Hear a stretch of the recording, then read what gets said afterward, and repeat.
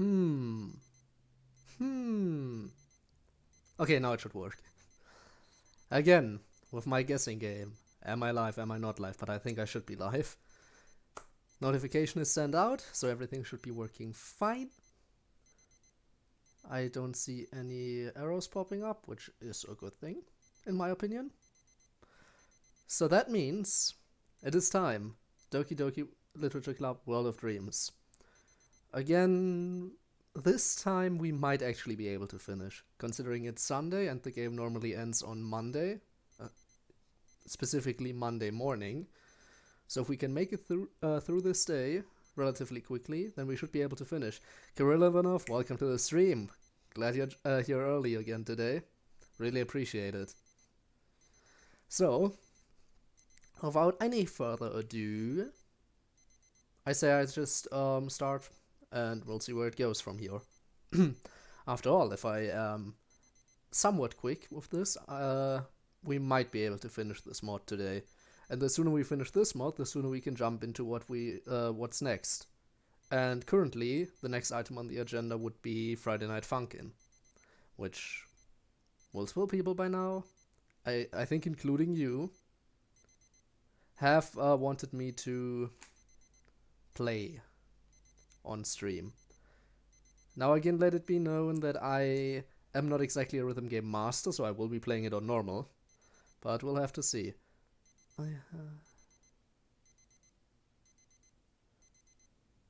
I have ideas and clay. Well, that's always promising, because I have to admit that your clay art is very detailed usually, and you can always tell a lot of effort goes into it. Even if some of it is nightmare fuel, I mean that as a compliment.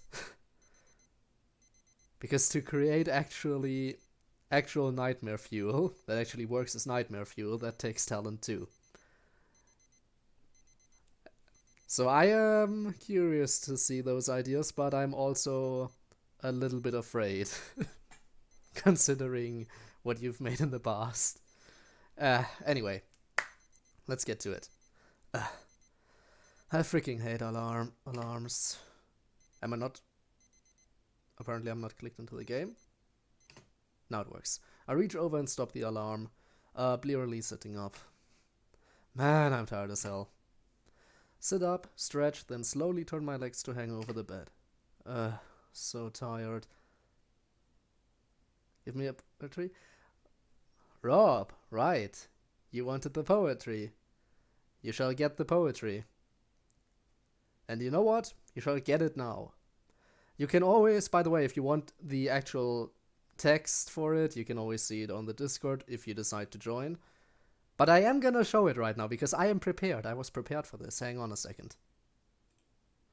Hang on. I'm scared of this day. I'm scared of what to this day? Something miss.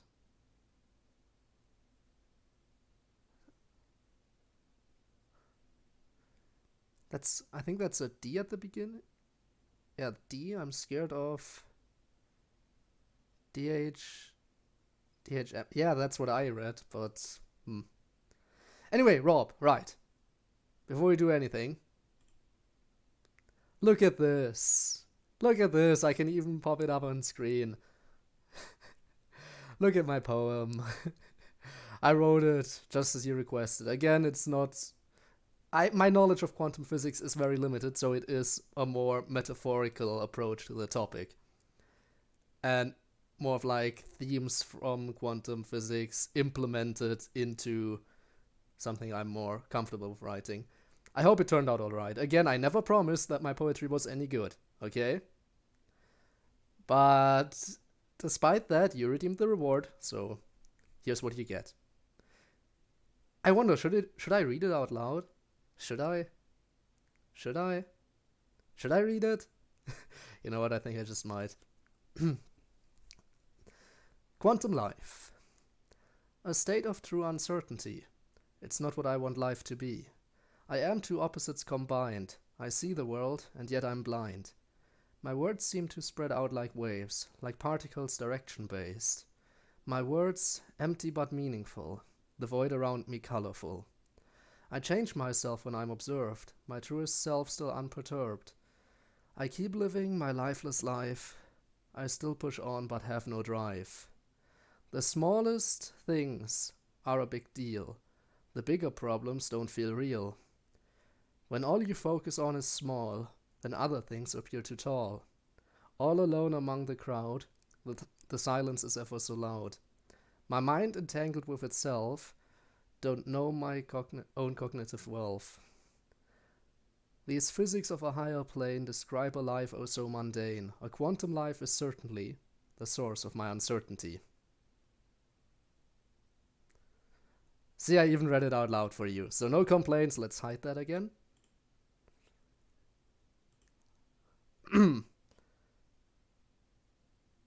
See the world while being... Well, it is true. I got 3.9. Wait. Channel points. 3.9k channel points. Okay. C equals perceive. Yeah. Twitch has disabled my ad blocker. Oh no. Anyway.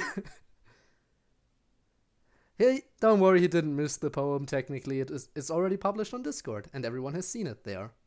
Everyone who is on Discord is able to see it there. The only reason I even showed it here is, well, because you, Rob, as far as I'm aware, still aren't on Discord, so here you go. Showed it for you specifically.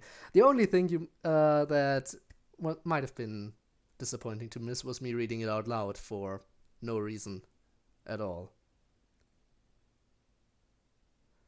I have 3 hours to read this one. Right, progress has to be made. As I said on the Discord notification, which again not everyone has received.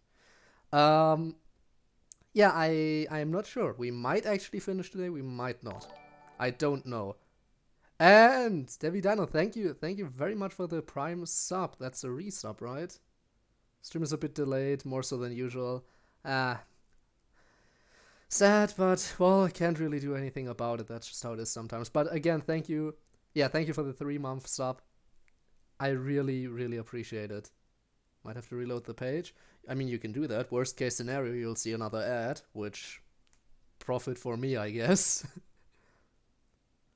But again, thank you very much for the resub. I appreciate it. As always. What am I gonna do with all that money? Alright. Week 7, A World Without Violence. I'm guessing you're talking about Friday Night Funkin' because I know Week 7 came out recently. I need to play it. Oh no, another to support Go, whatever. I know. It's horrible. You know, I've been on this text box for quite a while. I think I should be making progress now. Because I part of me really wants to finish. Because if I don't finish this mod today, then the next stream of this mod will be relatively short. Because if I don't finish it today, then there's not going to be much left for the following stream. So I'm gonna either have to finish it today, or play so incredibly slowly today that there's still gonna be enough content left for another stream. So, no in between. Let's get going here. So tired. Think it fixed the delay by like 3 seconds? 3 seconds is 3 seconds. That's nice. As long as it helped. I open the blinds and blink the sudden light out of my eyes. Grab some casual clothes from the closet, then head to the door. Monica must still be sleeping. Speaking of, you know, yeah, I know the song. That's the one song of week 7 I know. Oh, by the way, since sneaky little lurker, you do that. But that reminds me, since you recommended that I should probably drink some tea after my streams. Guess what? After the previous stream, I finally went and did it. I finally drank some tea after I finished streaming, and it was such a nice experience. Now, it wasn't the tastiest tea I've ever had, I have to admit, but that might be because it's been expired for over 2 years. happens. But it was still a blessing to some degree, even if it wasn't as tasty as I would have hoped. Sweeten it a little bit and it wasn't a big deal. So yeah. And I hope to probably do that today too.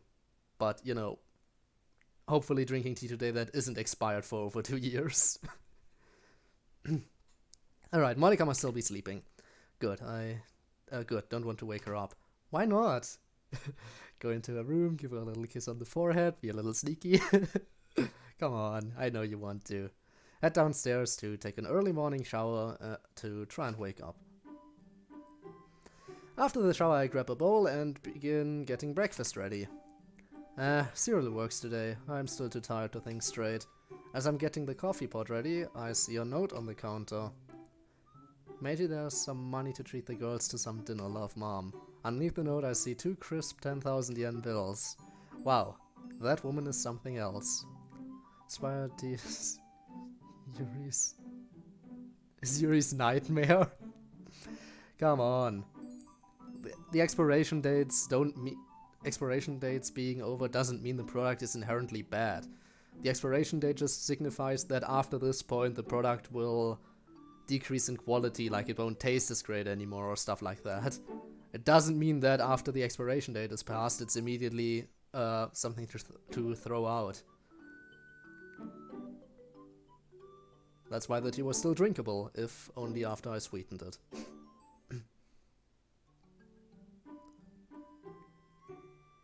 Made her cut an egg too. Yeah, of course, that's what it was.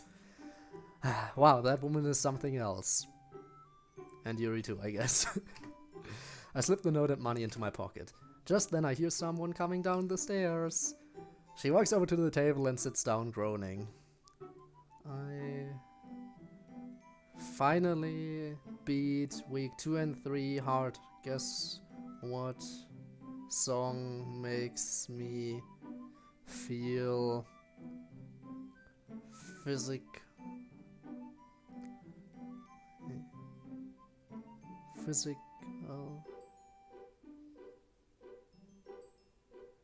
physical pain now? What song makes me feel physical pain now? Is it... It's gotta be one from week 2, I think, because I know week 2 songs can be pretty bad. Is it the second or the first song from week 2? I'm guessing it's one of those two. But my guess might be very wrong.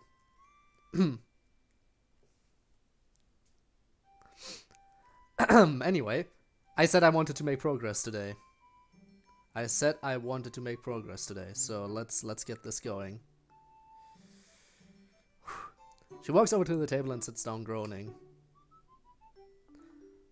I'm not a morning person. Ha! I gathered that the first morning. I hold up a box of off-brand frosted flakes. Hope this works today. I'm not really awake yet. Sure. Coffee first. Alright. It'll be a bit tough. I just put it on. Wait. I read that wrong, didn't I? No? It'll be a bit though. It'll be a bit though. I just put it on. I begin running my hand through Monica's wavy chestnut hair again, as she waits for her coffee. For a second there I thought that meant, that said I run my hand through Monica's chest again. Not chestnut hair, okay. My mind is going places where I don't want it to go. She waits for coffee. Carefully brush all the knots and twists out in her hair. When the coffee machine goes off, I pour her a large mug, which she once again snatches from me and drinks as fast as possible. MILF.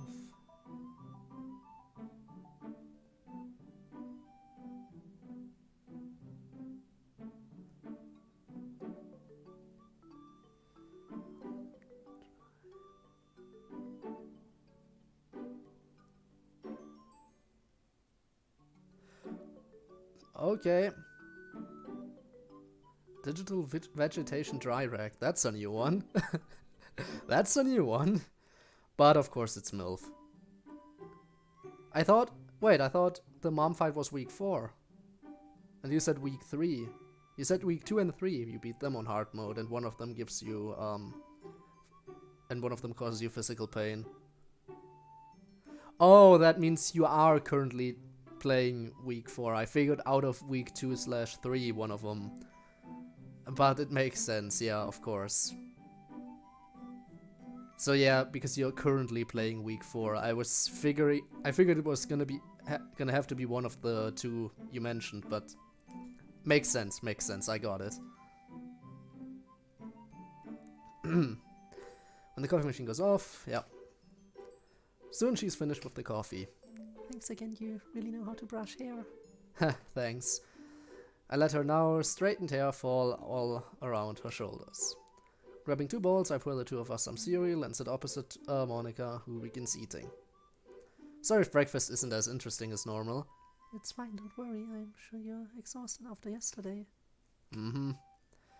Look over at the coffee pot, which still has coffee in it. Standing suddenly, I go to the cabinet, grab a mug and pour myself a cup as well. Take a sip, then another, and then a larger gulp. Can't say I'm a coffee person. So, Rob, it's not like anyone's gonna hate you for your opinion. It's a valid opinion. As I said before, I don't drink coffee either, because, I don't know. It's just... I don't know. I honestly don't know what it is about coffee. But it just doesn't really appeal to me. Huh, Meiji must have trained his own body to enjoy coffee. This tastes really good. Meiji just then begins waking up. What I miss. Oh, we're just sitting down to eat breakfast. Take another bite of cereal. So today's the day we learn Natsuki's secret recipe for baking the perfect cupcake. Oh, I doubt she'd just share her secret recipe with us mere amateurs. Whoa. Feel my heart flutter at her chuckling. Monica brushes her hair aside as she continues eating. Do you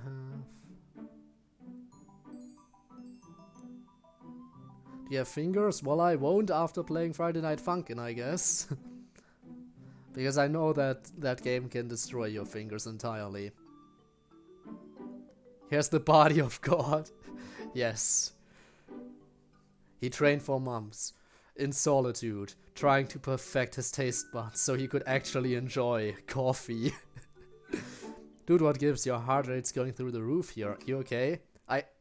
It's a long story. The short of it is, you're right. You're right about her. Right about what? Right about what I'm feeling for Monica. Oh? How'd you find that out? Your mom helped me. Don't worry, I kept everything vague. I've had a short talk with her over tea. Tell me what happened later. I will. Code, why are you up so early? I didn't want to be surprised again. Don't worry, the girls are gonna be here by 10 this time. Well, that's good. Mid-fight masses. Speaking of mid-fight masses, have you also beaten Saliver? Since, you know, he got added. I think he's an interesting character. Interesting, at least. Although Sayori might be here a bit early. Matt. Matt is actually another one whose mod I haven't seen. I've seen it pop up in my recommended, but I never actually watched it. Monica points to the sliding door next to the fridge, and you beat Salvo on alt. Nice. Oh? I look over and see Sayori pressing against the sliding door, making a scary face. Boo! I jump a bit at that. Not speaking... Just for one word. And that was a name.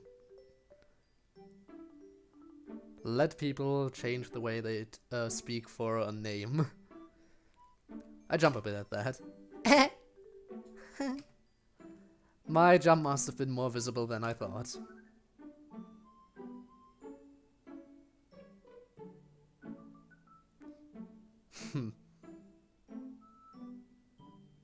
Yeah.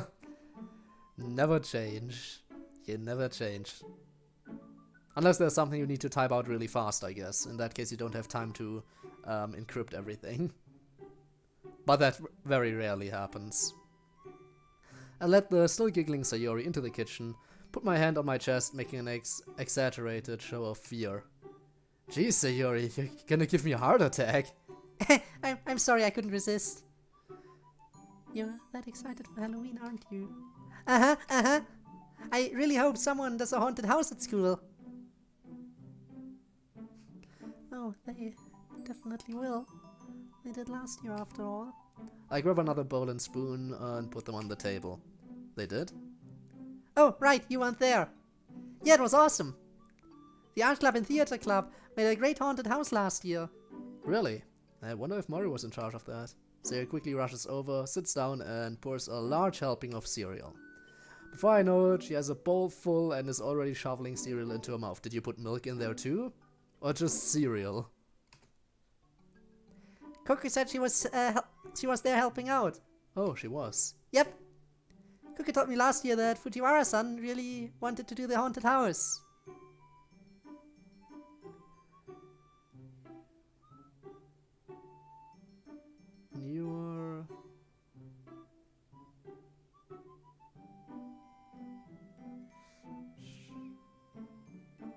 Newer something. CH, I guess? Never change, never change. I got that. Okay, I got it. That looks like a W, that's why I thought it said newer or something like that. But never change, okay. You're trying to slow me down. Are you doing it again? Sorry, but I want to make progress here. Try to form a one with your fingers. 101? What do you mean? Oh, I get it. Like, yeah, like bending the two in the, so your pinky and your, okay, would mean that your middle and ring finger would have to form an O, like curve one finger backwards slightly. Okay, no, I'm not sure if I can do that. I'm not sure if I can do that. But that says form, okay? So, yeah. Sound seems... Yeah, no, it's not what you think it is, Rob. Well, glad you pulled it off. It was super scary. Meiji had to come with me. Oh, how romantic. I grin and feel Meiji blush. Yeah. Sarah then looks over at me and Monica and stops eating. Is there something on my face? No, I'm just glad you're here with us. I mean, you have an ability I envy. You can calm any situation down and make it look easy, even in the game. Huh? What do you mean? Oh, you see. Monica been telling Sayori about the fight between Natsuki and Yuri as it plays out in the original game in more detail. When Monica finishes, Sayori swallows another bite and nods. Yeah, if Code hadn't stepped in, I would have probably done the same thing. I hate seeing people fight. Sometimes a fight can actually help. What? No, it can't. Everyone should be friends. No, sorry, not that kind of fight. I mean more like a debate. Does that make sense? Guess so. I'm still glad you're here. And even though I didn't plan for it, I'm glad you know about our secret. Oh no, not the tears again. She's firing up the waterworks. What do we do? So he rushes over and hugs Monica from behind, patting her hair. Shh, it's okay. Sayori motions me over and I quickly join her, putting an arm around Monica. Debate who hangs first. If all the DDLC streams are gonna be is just bad puns about Sayori hanging and Yuri cutting, then I'm gonna be the one who hangs himself first. In fact, nope, I'm out. Nah, fuck it, I'm not. I'm staying right here. Um,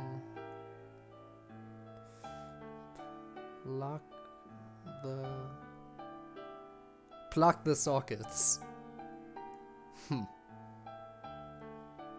Cut the rope. We're moving on. So you motions me over? Yeah, I read that. We all stay like this while Monica takes the time to calm down. Soon she wipes her eyes with a tissue. I'm sorry, you guys. Don't be sorry. Anyone would be scared with what you've been through. I'm just glad you decided to trust me enough to show me the truth. I don't know how much help I can be, but... You've been a great help. You've held us together. I'll be honest. Monica and I... we've been pretty lost. But with you here, we've been managing better. You're amazing. It's one of the big reasons why Meiji loves you so much. Damn right. You're a key member of the club. I don't know what we'd do without you here. And you're one of my best and closest friends, despite how the game me acted. I'm not mad at you or disappointed. Now come on, cheer up. Give us one of those 1,000-word smiles that you're famous for. You guys, thanks so much. Sayori and I give each other a look. Then we both hug her. Monica hugs us back happily. We stayed like this for a few minutes before she lets go. Thanks, you guys. No problem. Now let me finish breakfast and get the house ready for the others. Thing under the tree.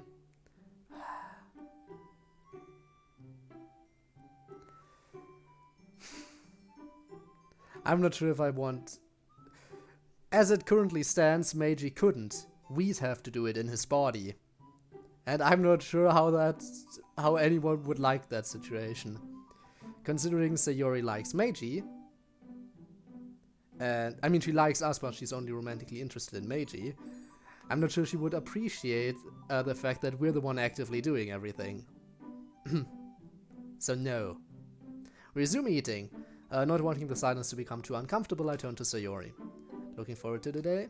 Yep. Can't wait to see how Natsuki makes her cupcakes. I bet. Just then Monica and I both finish. Sayori sees this and begins scarfing down her food in record time. As I begin to clean up, a memory from the base game pops into my mind. Monica? Yes? Could you check the oven? I'd like to avoid what happens during the Natsuki route. Oh, okay, sure. What happens? In the original game, when Natsuki and the game protagonist preheat the oven, there's still a dirty tray in there, which burns. Monica holds up a small dirty pan. Looks like this is it. Well, one crisis avoided. Hand it here, I'll rinse it out. Monica hands it to me. Oh wow, it's the leftover gratin from Wednesday. Man, that seems like so long ago now. I rinse the pan out and begin washing it. As I do so, Sayori and Monica begin talking. Love triangle or no? We've already talked about how weird this is.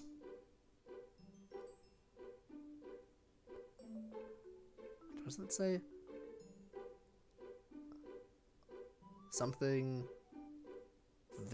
Winter? Odd winter? And Sky, welcome to the stream, and I'm guessing a distraction is happening. It's returning the distraction, but I want to be able to finish this today. You see, if I don't finish this today, I'm gonna be still close to finishing this, meaning that the next stream will barely have any content. So I'm gonna have to do this, otherwise the next CDLC stream is gonna be so short, and I'm gonna have to find some way to either stretch it out, or it's gonna be like a, I don't know, sub 1 hour stream or something. And I don't want that, if I can at all avoid it. So I'm gonna try to make progress.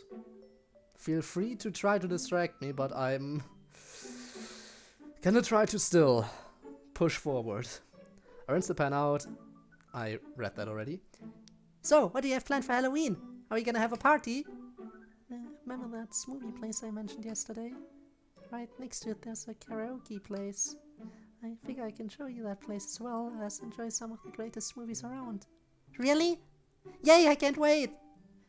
Are we gonna wear costumes? That's up to you. I might wear something. I'm sure Yuri won't. She seems like the type who would rather enjoy Halloween by reading a nice book. Ah, but she has to dress up. It's traditional. It's fine if she doesn't want to, you know. Everyone celebrates Halloween in their own way, you know. Still, though, it'll be a fun time either way. Yeah, we'll have fun. Damn right we will. As I finish washing the pan and putting it away, I look up at the clock. Huh, just past 9. Feels like later. Well, we have an hour before the other girls show up. What should we do? Let's watch something. Why don't we put our time to better use in the space classroom? Oh, come on.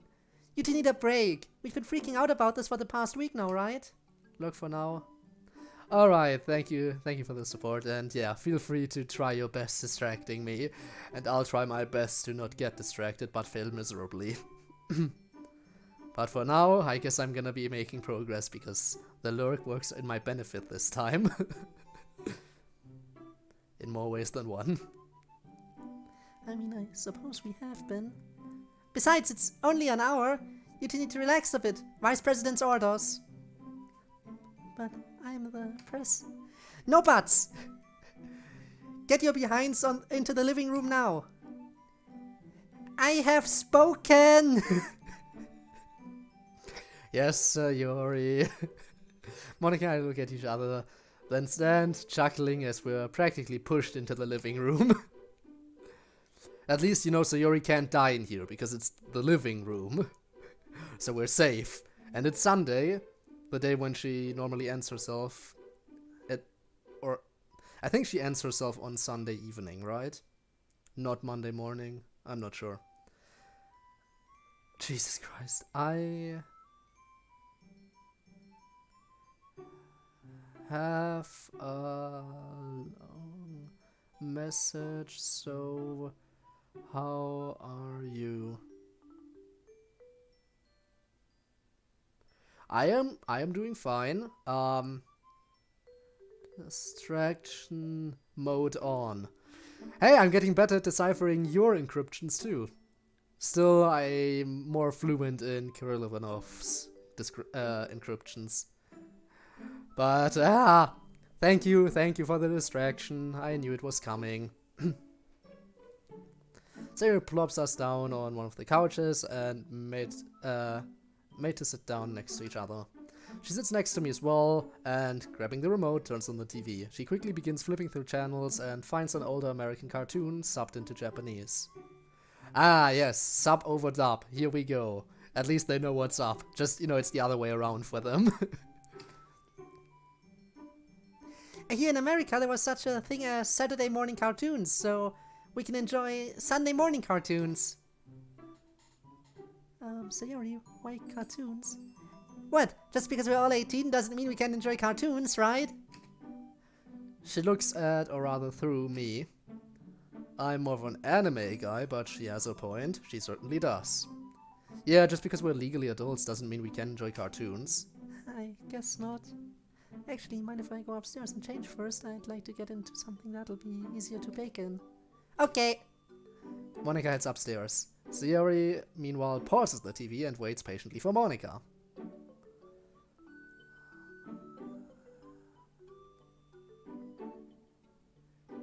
Are you sure?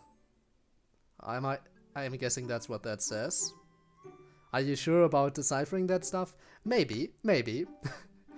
But still, it is hard to read sometimes.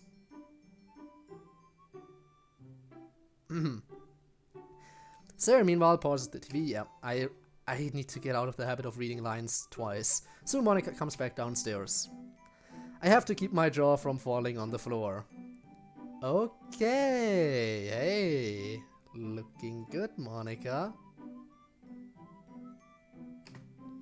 How does this girl make anything she wears look so sexy?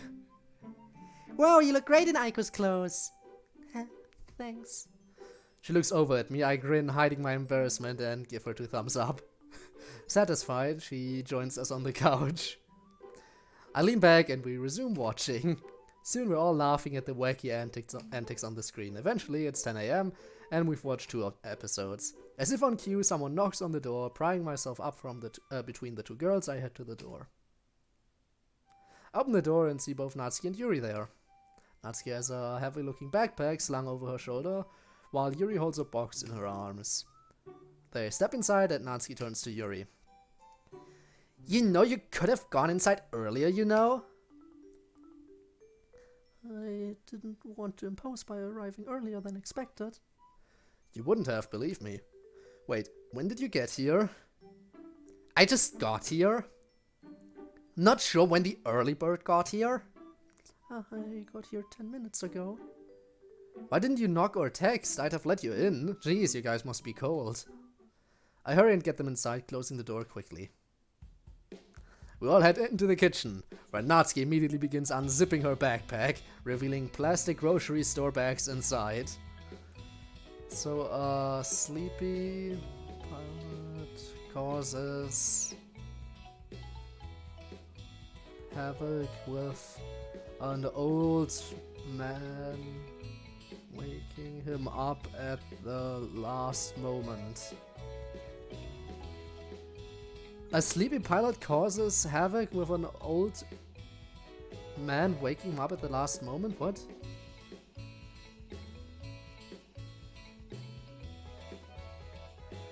I don't know what that message is about. It seems random. Or is it just another distraction? It might be. I have been... Damn it! You got me again. Because I honestly see no context for that right now. Ryu puts the box down on the counter. Once again, thank you for letting us use your home, Meiji. And please, thank your parents again. Not a problem. What did you all get? Just some last-minute ingredients I forgot to get on Friday. I also brought some extra cupcake pans from home. Natsuki did ask me to bring this. Yuri points to the box she had just set down on the counter. On it is displayed a large electric mixer. Yeah, the one I saw here yesterday is good and all, but it's not big enough. Yuri said she had a nice one and I asked her to bring it. Pretty smart there. You know it. Natsuki begins setting up her stuff on the counter. Yuri takes that opportunity to come up and whisper to me. Are you feeling any better after yesterday's uncomfortable conversation? It's about the poem you'll be writing next. Well, technically you haven't redeemed a reward for that, so you can't force me to write something like that. Because technically you have to redeem rewards, but technically I think you would have enough points to do just that. So, I'm guessing I'm gonna have to prepare myself for that. If you decide to do that. A little bit, yeah. I'm really sorry to have put you on the spot like that. Trust me, it's fine. I'm glad. Come on, ladies, pick up the pace. We've got a lot of cupcakes to make, and only today to make them. And that's another highlighted message. Hang on. What's that? So long.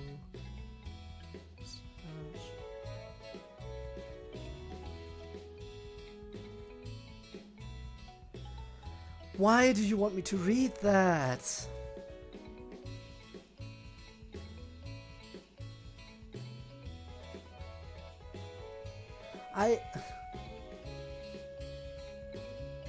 Okay, so long messages.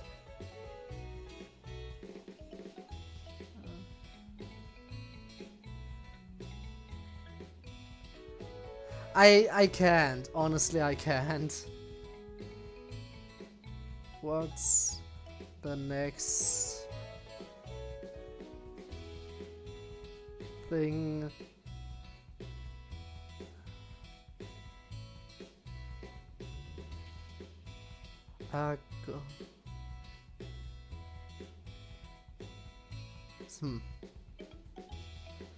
Long message incoming, yeah.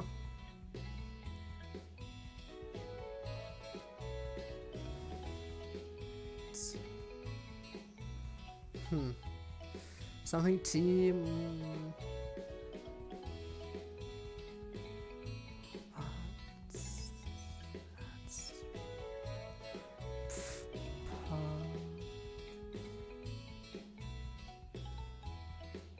Distraction? I can see distraction again.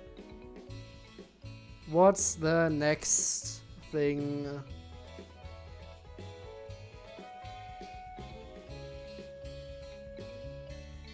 You're gonna play. The next thing you're gonna play. The next thing I'm gonna play. You mean after? Well, after this stream is gonna be, you know, Genshin again. But once this mod is done, as I promised, I'm gonna do a Friday Night Funkin' stream, and after that, we'll see if I'm gonna jump right back into DDLC after that one. We'll see, but no promises right now. Also, yeah, the ladies need to pick up the pace. I'm guessing she's not addressing me, even though she probably is addressing me too.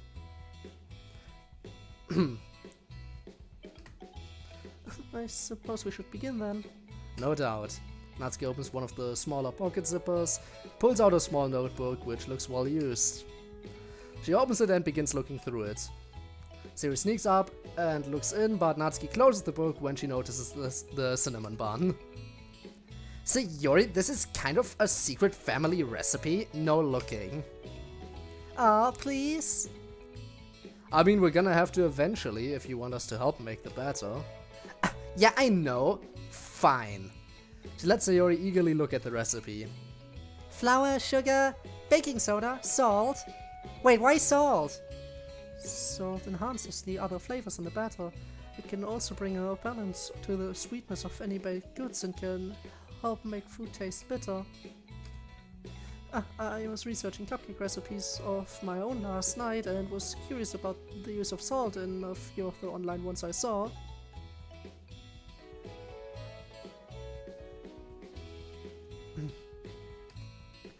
Well, you're right there.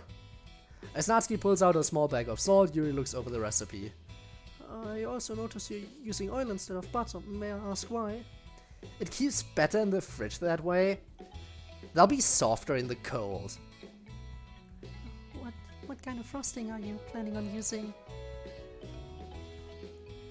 Meringue buttercream? Look, are you gonna keep grilling me or are we gonna get this done? No use grilling you. There's not much to eat. If we were to grill you, that wouldn't you wouldn't last us very long. Ouch. Yeah, let's get this started. I roll up my sleeves. Chef Natsuki's in the house, yo. What are your orders? Yes, I'm your chef. Yuri, since you seem to have the most experience in the kitchen, I'd like you to be in charge of making the frosting. The recipe's on page 15 in here. She hands Yuri the notebook. I think you and Monica can work on that. Of course, I'll start right away. So Yuri, you and Code can help me with the actual batter. The recipe I have says it takes 25, it makes 25, so we're gonna double it to make 50. I'll make one batch, and you and Sayuri make the other. The recipe for the actual batter is on page 17. Mate, does your family own a printer that can make copies? Yeah, it's in the downstairs bedroom. You mind if I make a copy of the recipe so we're not interfering with Yuri's work?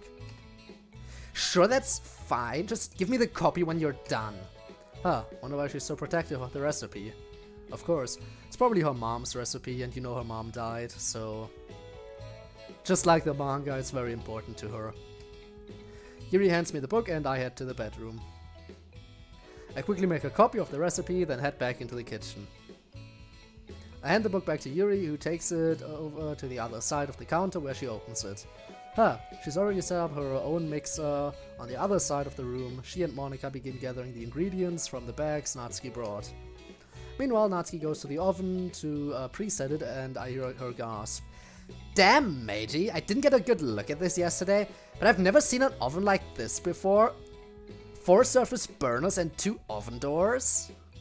Ah, yeah, Mom and Dad got that during our kitchen remodel a few years ago. Natsuki opens them up and looks inside. Yeah, I can fit all of the pans in here, I think. Grabbing her pants, she placed them all in, nodding happily as she manages to fit them all in. Oh, she can fit them all. Great! We might be able to get these done all at once. Natsuki sounds like...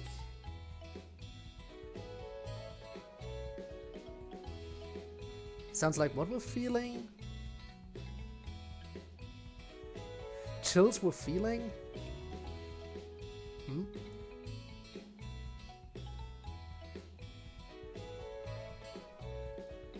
Does she? Like chills we're feeling.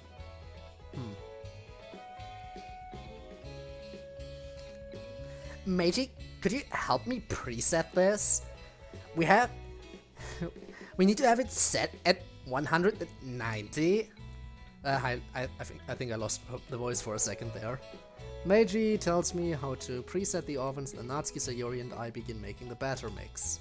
Sayori and I look through the entire recipe after gathering the ingredients. We begin measuring the ingredients into the bowl. Well, to be fair, I do the measuring. I give the mixing bowl to Sayori, who carefully begins using the mixer. I turn on some relaxing music while she does this. Natsuki's mixing her own batter manually. A little while later, Natsuki comes over and looks at the mix. How's it going over there? Taste it and see for yourself. Natsuki takes a small spoon and tastes the batter. After a few seconds, she nods. Alright, glad to see you didn't screw this up. Something 15.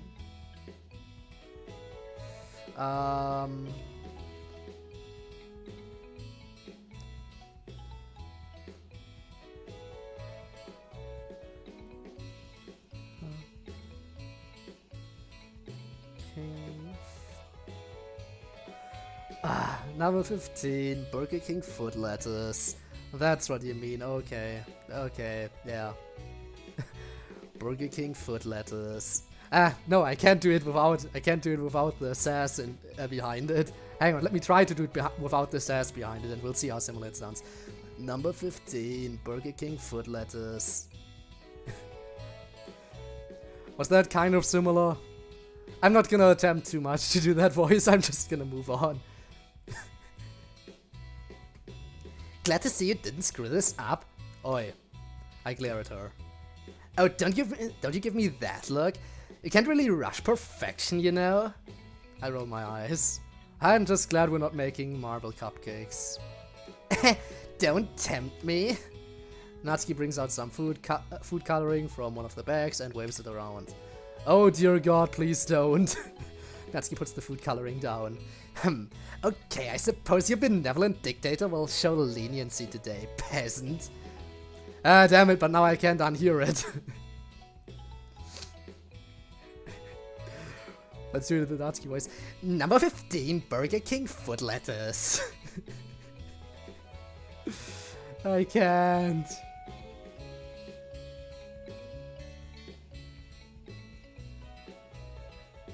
Have you been taking lessons from Sayori? Perhaps she's learning from the master. Has she? Oh, Natsuki-sensei. I bow low. Just get back to work, slave. Yes, master. I do my best ego impression, hunching over and swinging my left arm wildly as it hung limp. All the girls laugh at this. Okay, now we should get back to work. We all get back to work, but the mood feels a bit lighter than before. Sarah begins humming softly as she finishes mixing. Alright, now the recipe says to fill the cupcake batter about 3/4 full. Sarah begins putting paper baking cups into the pan. Before you get started on that, we're going to color the batter a few different colors. Could you grab a few bowls? I grab a few from the cabinets and spread them across the table. Natsuki begins pouring some of the batter into each bowl and places one of the bottles of food coloring next to the bowls. Okay, a few drops in each should do it. We don't want to make the batter too thin. You know what? Here, watch this. She gives each bowl of batter about 5 or 6 drops each. Now mix that in until it's all blended. Zero and I begin mixing the food coloring into the batter, but will it blend? Natsuki does the same, and 10 minutes later we have multiple colors of batter. Now just begin filling the trays with the batter. Could you do that, Code? I'm not that good at math or pouring. Just eating, eh? I repeat this to Sayori with a grin. Meanies. Never change, you bundle of sunshine. I begin filling the first baking cup with batter. Hey Natsuki, I think this will be enough. She comes over and looks at the amount in the cup. Yeah, that looks good, but you're slow. I'm on my 7th one. Do try and keep up, commoner. Did she just do what I think she did? The last thing you'd want on your cupcake is someone's foot fungus, but turns out this is what you get, yes. The last thing you want on your cupcake is someone's foot fungus, but turns out that's what you get. Damn it, why did you have to make me hear it like that? I can't hear it, it's stupid. I hate you. I hate you. One day I'm gonna get everyone back who ever pulled a fast one on me. One day. Though that day may be far in the future. I look at her tray and see that she is on her 7th cup. Give me a break. I continue spooning out the rest of the batter, and at one point switch with Sayori, who carefully tries to copy the amounts I put in. The moment we're done with one platter, Natsuki puts them into the warming oven. When Sayori and I finish, I see that there's some leftover batter. Natsuki, got any extra trays? Huh? Yeah, I have a small 6-cup tray. Why? Give it here. Sure. She hands me one and I begin adding the remaining batter into them, making them multicolored layered cakes. I quickly put them into the oven. Whoa, you actually get baking? Oh, what do you mean?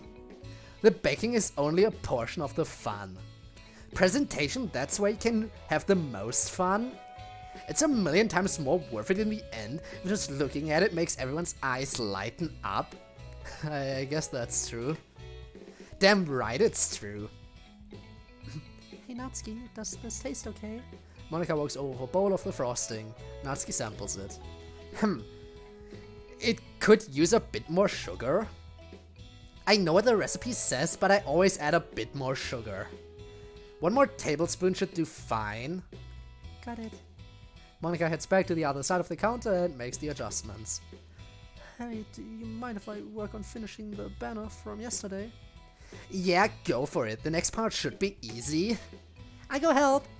Zero and Yuri head into the living room, leaving me with Monika and Natsuki. Natsuki heads over to the bowl of frosting and tastes it again. Great. You actually got it down, Press? Glad to hear it.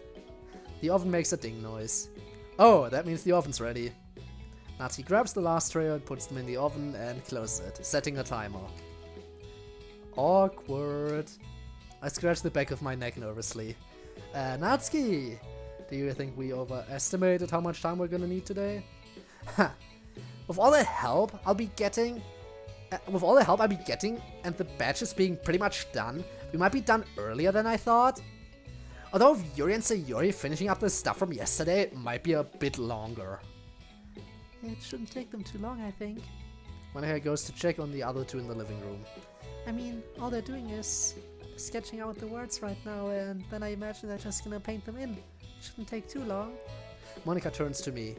Do you think we should do the sandwiches after this? Nah, let's wait until later. The fresher the better. As Monika and I are talking, and with Natsuki looking between us. She opens her mouth, then closes it. Then, as if stealing herself, she speaks up. Hey, can I ask you two something? Oh boy, please don't be about my cover story. Sure, what's on your mind? Are you and Code secretly, dating? Damn. I mean, is it dating? We've not officially gone out on any date yet, I think. But I mean, we have plans, so... Ooh boy. Look at her figuring shit out. I bet we'd be able to hear a pin drop if the music was off. What gave you that idea? Oh, come on, it's pretty obvious. You guys always have those talks with each other, and you always look so serious. Plus, don't think I haven't noticed the looks you're giving him, Monica. I'm not stupid. I never said you were. Well, good, because I'm not. And besides, what's going on with Code and Meiji? How would it even work? What if Code disappears? This isn't good. She's gonna figure everything out. Look, it's a lot more complicated than that. How? How could it be more complicated? I'm pretty sure she's getting close to figuring it out. You're not helping. Jeez, sorry. You do know Sayori has a thing for Meiji, don't you? Yeah, I figured that out a while ago. Hey, I'm sorry, I shouldn't have brought this up. No, you're right. I mean, I do have a crush on Code, and I've told him that. But I know that there's a chance he'll disappear. Yeah, I'll drop this subject for now. I'm gonna go check on the others. She walks past us and into the living room. How do you maintain a harem? It's a good question. You have to give everyone equal amounts of attention or someone's gonna get jealous. The thing is... well, I speak like an expert. Turns out I secretly have a harem. Nah. Wouldn't that be a plot twist? But it's an interesting topic. How do you maintain it best? I mean, you have multiple people you need to... Well, multiple people you need to satisfy, and I don't just mean in the, you-know-what way. I mean, generally speaking. And it should definitely take up a lot of your time. That's why I think harems aren't necessarily all that good, because if you have to manage multiple relationships like that, then you're gonna be losing all your free time, basically. Because every moment you're not spending with one of the girls, you pretty much have to spend with another one. I think. George passed us into the living room. That was close. Too close. We might have to spill the beans later. I'll go check on the others. Oh, okay. I head over to where Natsuki is. Yuri and Natsuki are still tracing the words onto the banners. Yuri notices us and comes over. We should be done here relatively shortly. How are things in there? We just put the cupcakes in the oven. Ooh, yay! I can smell it from here. Good. Natsuki looks at me. While we're waiting, let's get some coloring in the icing. We head back into the kitchen and I grab more bowls for the frosting. Just like with the batter, Natsuki, Monica and I make multicolored frosting. Then Natsuki shows us how to put them in the frosting bags. The three of us then sit at the table, an awkward silence falling. We sit like that for a while. Now finally Natsuki speaks up. Monica, Code? Yes? You're gonna bring it up again? What is it? Listen, I'm sorry about earlier. I didn't mean to make you guys uncomfortable. I guess this week has been a bit unusual for me. You can say that again. It's been that way for all of us. It's alright, we're not upset or anything. Well, that's good. More silence falls. Monica then gives me a look like she knows what to say to Natsuki up, and I'm right. Natsuki, I've been wondering, is it okay if I read Parfait Girls? Huh? Why wouldn't it be? On Friday I couldn't help but overhear how important it is to you. You heard that, huh? Yeah, I'm sorry. No, don't be sorry. My mom was the best mangaka ever. I'm sure she'd love it if you read her story. You think so? Of course, all us mangaka dream about our work being read. So don't feel sorry for me and read it. Of course, thanks Natsuki. I give Monica a subtle nod. Just as we're finishing up, Sayori and Yuri come back in. Ooh! Sayori heads to the ovens and puts one of them opens one of them a crack, sniffing. A sweet scent permeates the air. Yummy! Wipe your mouth. The girls chuckle as Sayori wipes her mouth with her sleeve. Sorry! She closes the oven. How'd the banners turn out? They turned out really well. Sayori's an exceptional artist. That's not true. Your drawings are amazing. I was only able to draw them because of your talent. Oh, well, thank you for saying so. It should dry by tomorrow, right? I believe so. Monica, Code, I'm hoping I'm not imposing to ask you to carry all these to school tomorrow. Not at all. Glad to help. I can help too. You are not carrying the food. I chuckle as I repeat this to Sayori. Meanie? The timer goes off. Natsuki begins checking out the cupcakes, using the old toothpick trick on all the cupcakes. The music from the original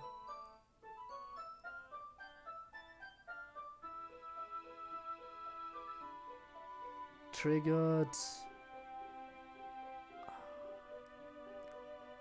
The music from the original triggered pilot in my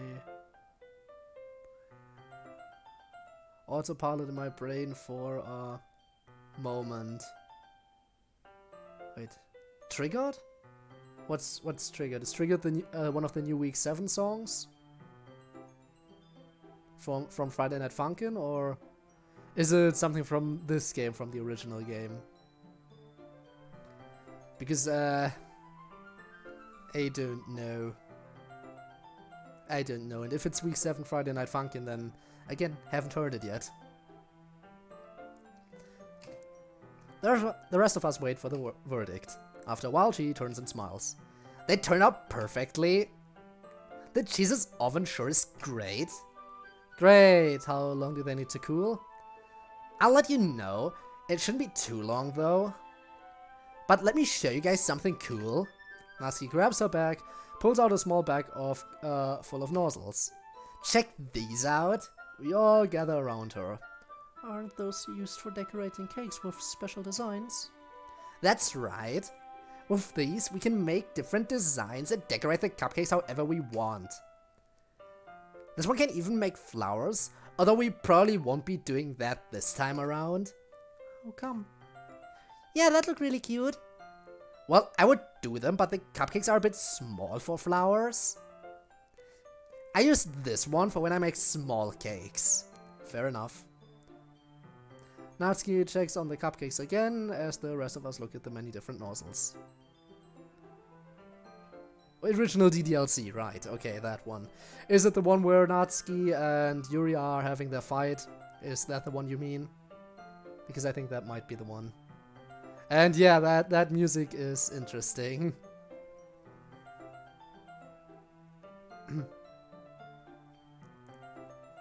Different nozzles.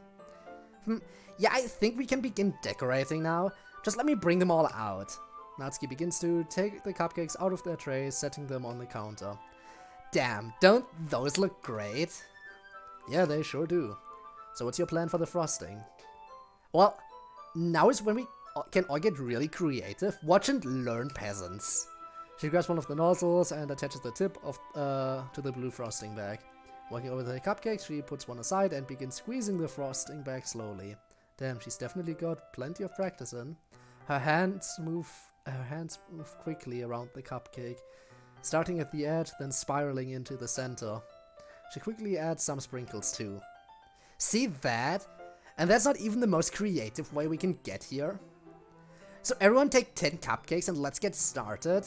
We begin the decorating. Sayori really gets into it, trying very hard to be careful. Yuri designs what are, in my opinion, quite fancy frosting designs. Monika's own designs are also quite beautiful. Natsuki, by virtue of experience, is not only faster than us, but also can keep up style-wise. I work on the multicolored cupcakes, trying to keep up with the others. We finish, and I look around the room. The kitchen is a mess. The girls begin gathering the cupcakes, putting them on trays and covering them in foil.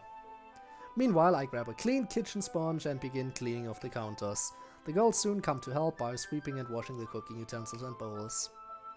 Soon the kitchen's completely spotless and all the dirty dishes are washed and drying. I look over at the kitchen's clock after we're done. Just past 12 in the afternoon, I turn to Natsuki. So, is there anything else we should be doing? Honestly, we've finished a lot faster than I expected. I was expecting this to take all afternoon. Natsuki's stomach chooses that moment to interrupt with a hungry growl. I smile and stretch. Think it's about time to use that money your parents gave us? Yeah, I think it is. Good. Okay, everyone. I don't know about you, but I'm hungry. Who wants to go out?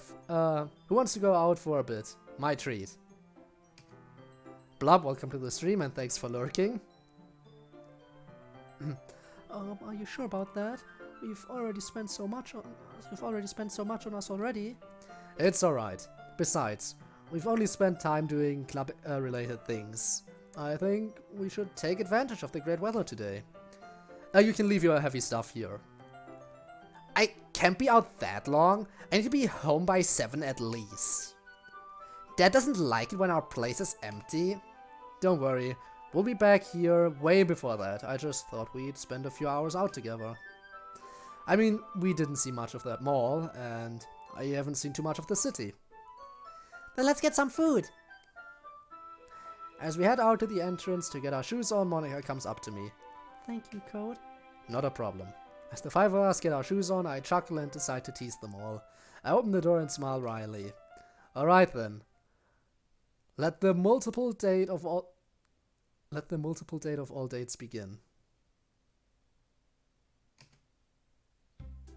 Their reactions to my teasing are about what I expect from them.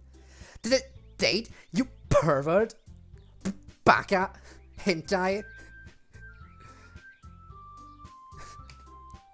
I'm just teasing. As I turn away, I hear Natsuki whisper something. Seriously, what do you see in this guy? A lot.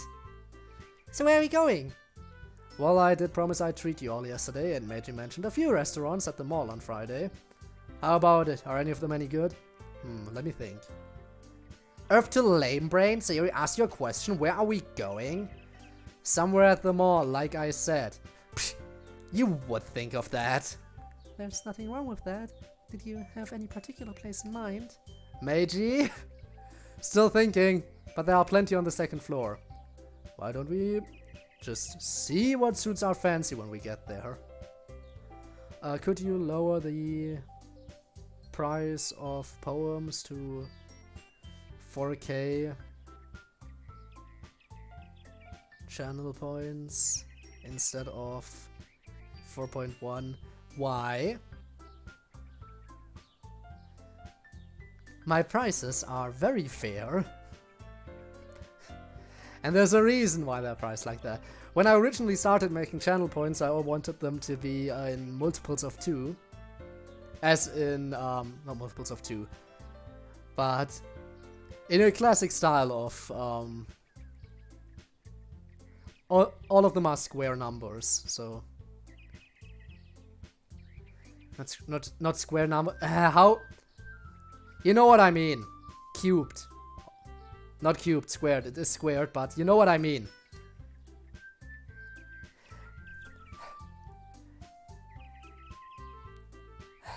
It's more binary than... I went with the binary system. I always increasing by magnitudes of 2. There we go. It's all magnitudes of 2. There, now I found the right word to describe it. That's what it was when I originally started making them, though I am aware that some of them are slightly different now. And not all of them are exactly that, not all of them are exactly what I originally had in mind.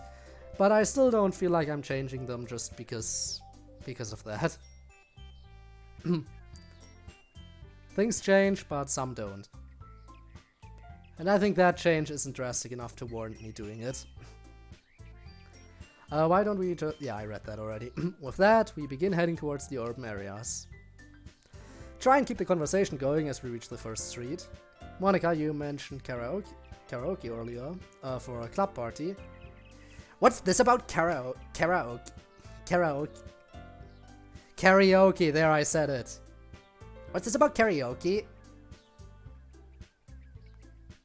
Monica tells the other girls what she wants to do for her party. I notice that Yuri doesn't look quite as enthused about the idea, which is understandable. Dressing up and singing, is that required? No, I won't make you if you don't want to. Ah, but that's what Halloween is all about! I see a telltale look in Yuri's eyes. I wonder if she's going to explain the actual origins. Actually, Sayori, that's not quite accurate. Halloween is the modern name for All Hallows Eve. Hallows Eve, the day before All Hallows Day, a Christian holiday. Well, let me see if I can put this simply. All Hallows Eve was actually the first day of All Hallow Tide, a 3-day period where the dead were remembered and prayed for. It originated back in Europe, and the current date was established under Pope Gregory III. So it's kind of like how Christmas started, a religious holiday that became secular. In that sense, yes. So how do you celebrate it? What the...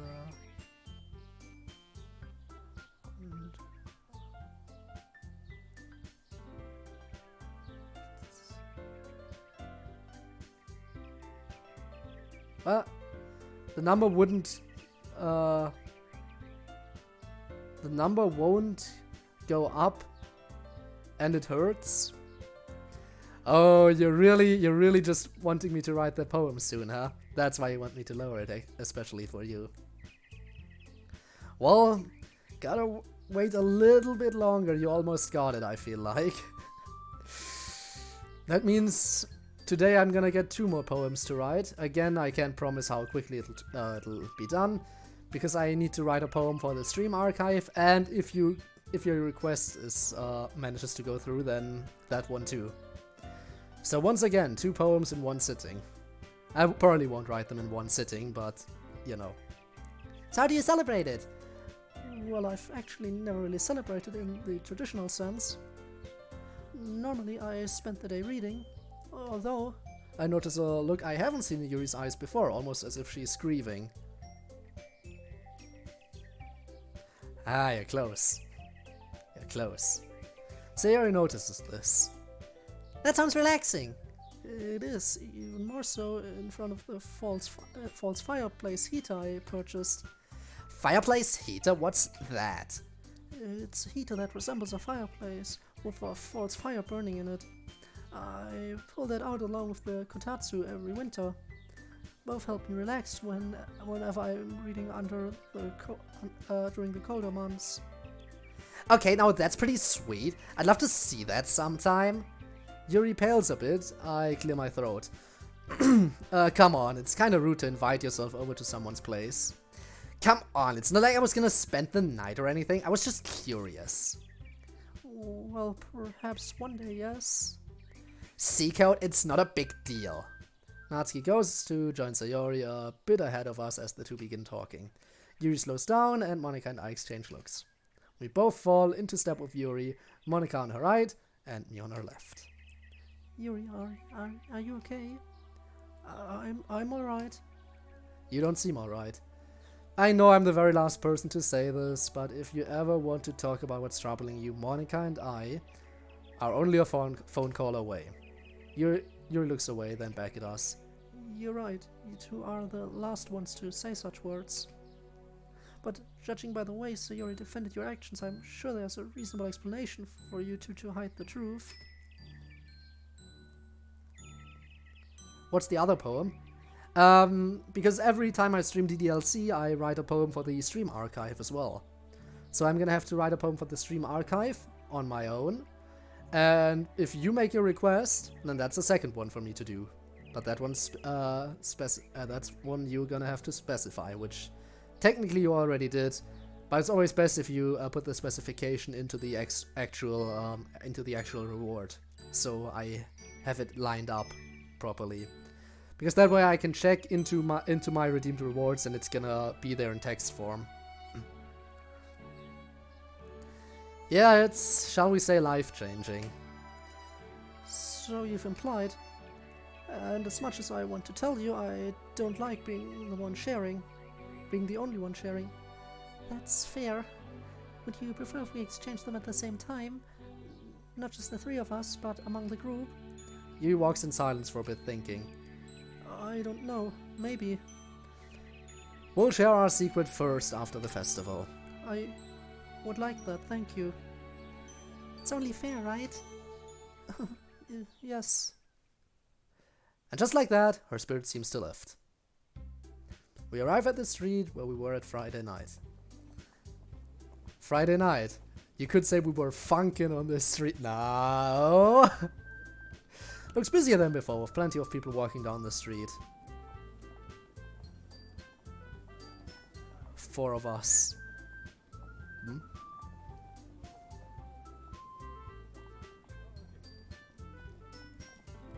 It's busier than before, yeah. Still double reading here.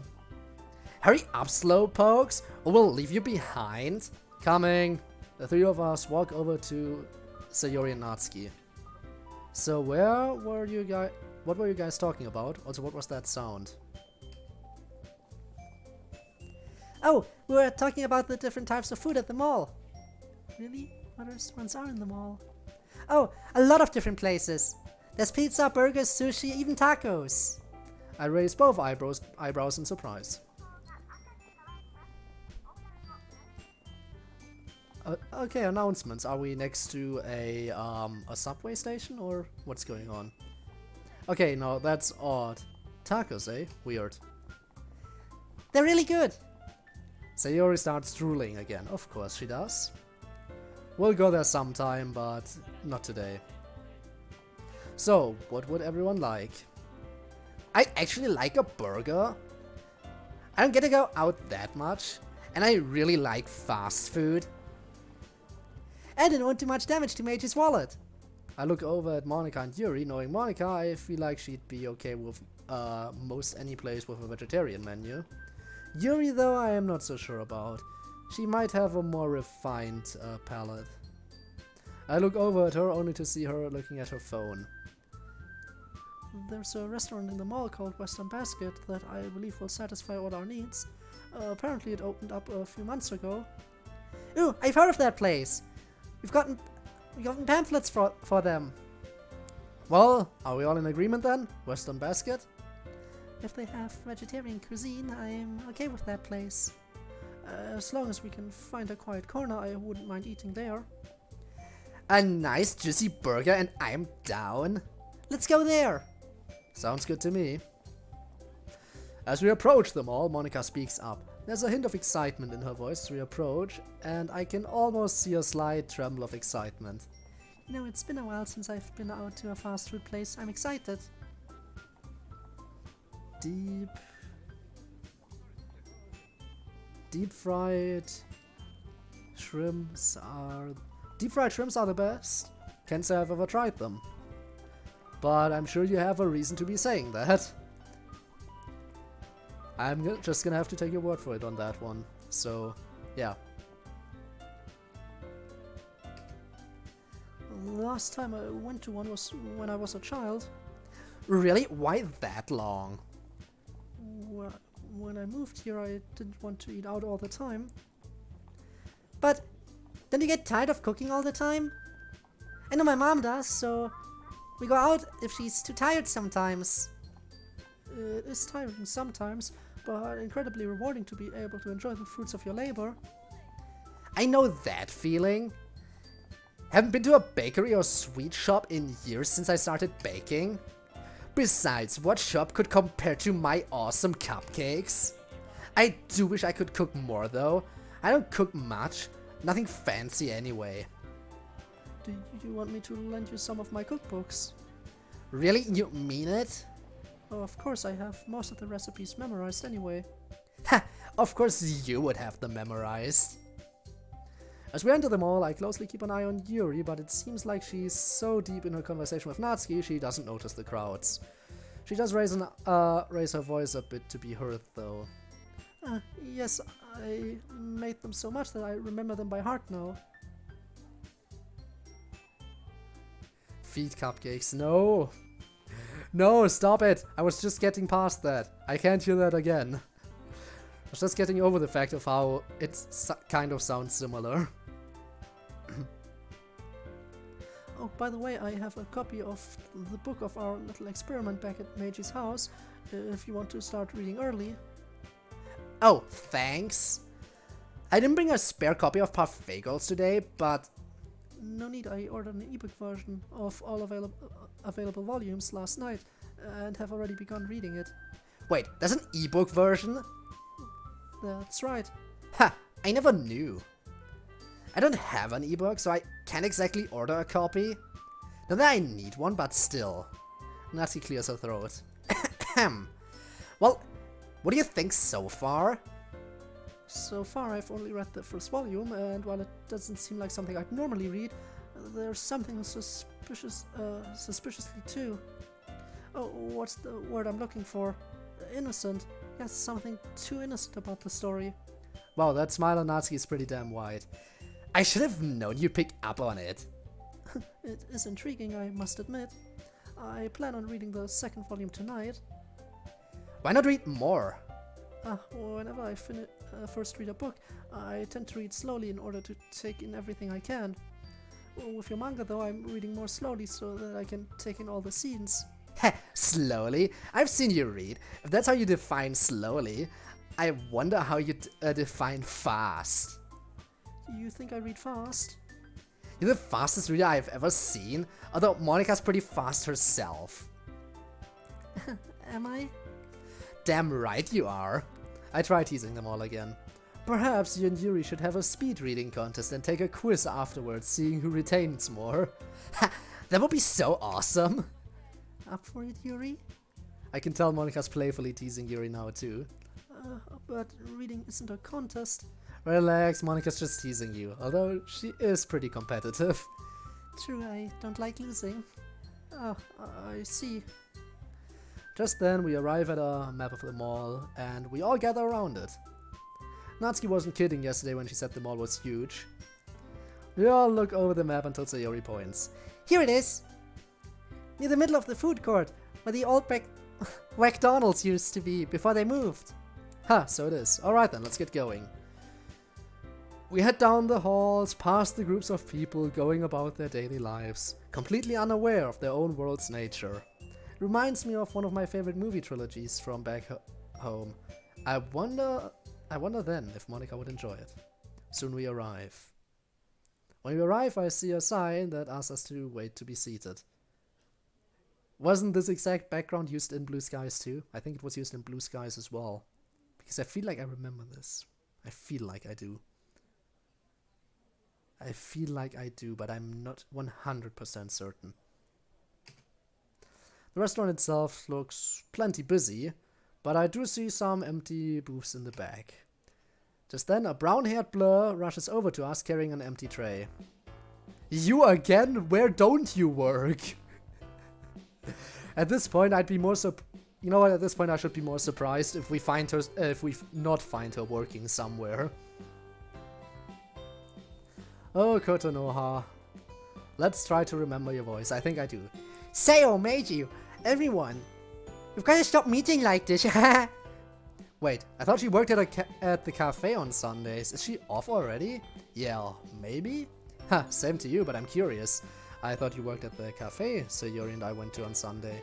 What? You work at that place too? Yeah, I do. Don't you get tired? Don't worry about me, Sayo. I'm fine. I'm already off work today. I came here to meet. Oh, Kotonoha, Meiji. Mori walks over to us, beaming wide. Why is everyone here? Why does this keep happening?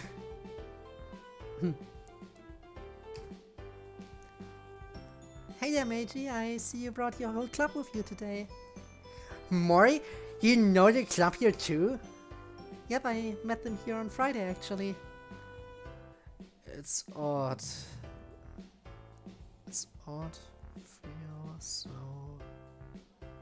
alone. Chatting. I guess I got what I wanted. What do you mean? You feel so alone chatting. It's odd, feel so alone chatting. I think I got what I wanted. You mean because chat is relatively empty right now? It happens sometimes. A lot of people are multiple people are lurking from what I've seen, so don't worry about it. It just gives me more time to focus on your chat messages, you know. Is that so? I did as well. What are you doing here, Mori? Me? Oh, I was going to spend some time with Kotonoha after she got off work. Planning some more stuff for the art club? Ah, no, we're as done with that as we can be. How about you guys? We've got a couple more things to take care of, but other than that, we're done. I was just about to treat the girls here to a celebratory lunch. Oh, quite a ladies' man, aren't you, Meiji? At that teasing jab from her, I find my cheeks growing warm a bit. Natsuki snorts behind me. Serves you right, you perv! Trust me, I'm not that good with the ladies. No, seems like it to me. She points behind me at the others. I turn to the other girls and notice, to my surprise, they're all somewhat blushing as well. Wow. Natsuki, Yuri, your facial expressions are pretty similar right now. Ha, told ya. Told me what? You're a horror protagonist, plain and simple. I am not. Ugh, seriously? A regular ladies man. Meiji, I swear to God. I sign frustration. Then turn back to Mori and Kotonoha. Hey Monica, why don't you two join us? It's my treat, of course. Wait, are you sure about that? It's no trouble at all, I assure you. She turned to an approaching foreign waiter and waved him over. To my surprise, her next words were spoken in flawless English with an unmistakable British accent. Pardon me, sir, but would you please find us a table that is a little more private? We will all be having the buffet.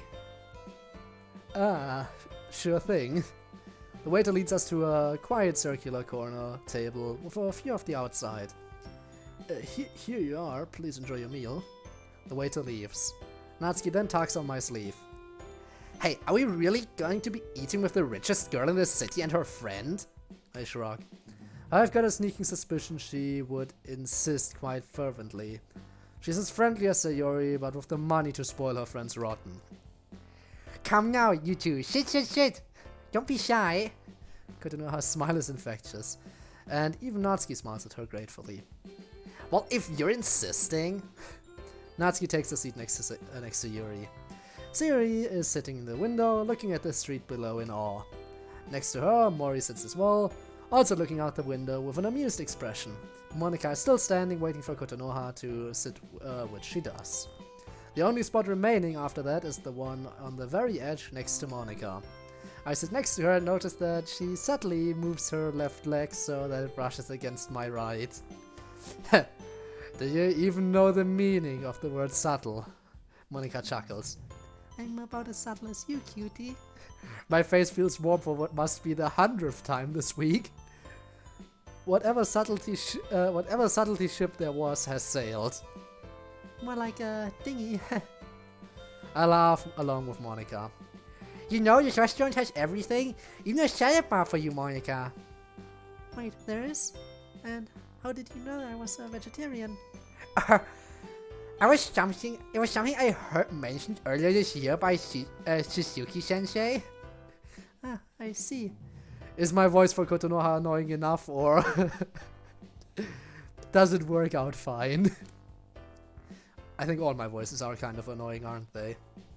They certainly are to me. I just know it.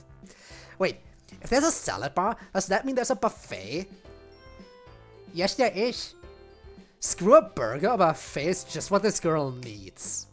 Natsuki rushes off, Yuri, Sayori, and Mori follow. Kotonoha, are you really sure about this? About what? Treating us to a meal. Of course I am.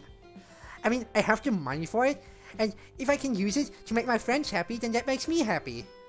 The way she says that immediately reminds me of Sayori, and I exchange a slightly worried look with Monika. If you say so. Ladies, why don't you all go get your food? I'll hold down the fort. Are you sure? Absolutely. Then thank you, Meiji. The girls all head off, leaving me alone with my thoughts and with Meiji. Who is my thoughts? I think I can see why these two are friends. Me too. They're both friendly, giving almost they're both friendly, giving, and almost always happy. Although I don't know if Sayori would actually slap someone in anger like that. You'd be surprised. Oh? Remind me to tell you about the incident in middle school where Sayori chased away some bullies. Now that does, interesting, yes. Now that does seem interesting, I'd love to hear that. I'll tell you later. Just then, the girls who had left begin trickling back. Yuri comes back first. To my surprise, her plate doesn't have much on it.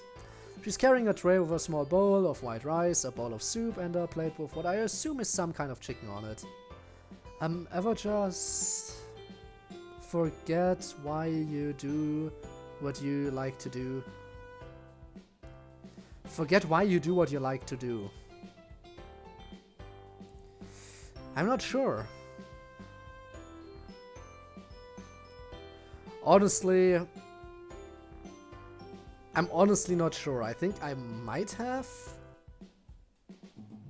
But video games are, for example, I like playing video games, and those are just basically fun. But other things I like to do, and sometimes don't even know why I do them. That's a good question. Can't think of anything like that right now, but if something comes to mind, I'll talk about it. What you got there? Smells delicious. Yuri sets her tray down and sits at her place. A bowl of rice, autumn squash soup, and saigo chicken with bacon cream sauce. My mouth begins to water immediately. Okay, that sounds delicious. So he comes back next and takes her place near the window. I can almost hear Meiji chuckling when he sees her plate. So his plate is full of food, ranging from macaroni and cheese to pizza slices, small cakes, gelatin snacks, and even soft-serve chocolate ice cream. I grin at her. Sayori, quick thing to mention. You should have gotten that stuff separately, because the ice cream is dessert. And by the time you finish your meal and get to dessert, it's gonna have melted, probably. That's why if you want to get ice cream as dessert, you absolutely have to wait until you finished everything else. And then go get it. I don't know the thought process behind getting everything at once like that. I grin at her. Damn, Sayori, do you think you have enough? Natsu comes back with similar stuff on her plate, although with a lack of desserts. She's packed her plate with chicken tenders, fries, and even to my surprise, a large, thick cheeseburger. See, she knows how to do it. Get dessert later. Can you believe this place serves whole burgers in the freaking buffet? Burgers. Not even in America do they do that. Ha! Just one more thing we Japanese do better.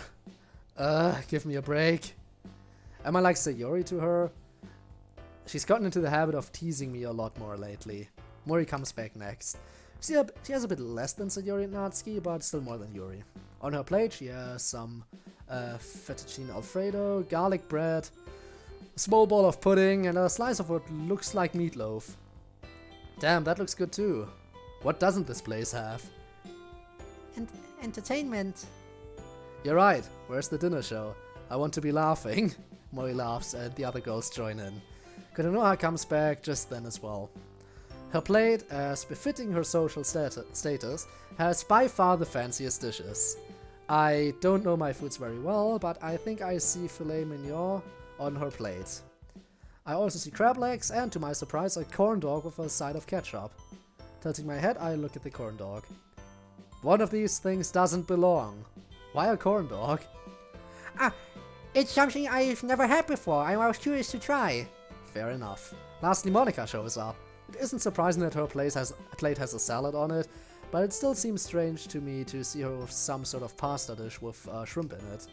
I know the game version of Monica said she was a vegetarian, but... Pescatarian? Why didn't the game version say that? I wonder. What is that pasta dish here? Oh, shrimp scampi with linguine. Ooh, getting a little Italian on me, are you? You're gonna make your mama cry. I certainly hope so. I excuse myself and head to the buffet. Monica's last line does catch me a bit off guard. Does she really hate her parents that much?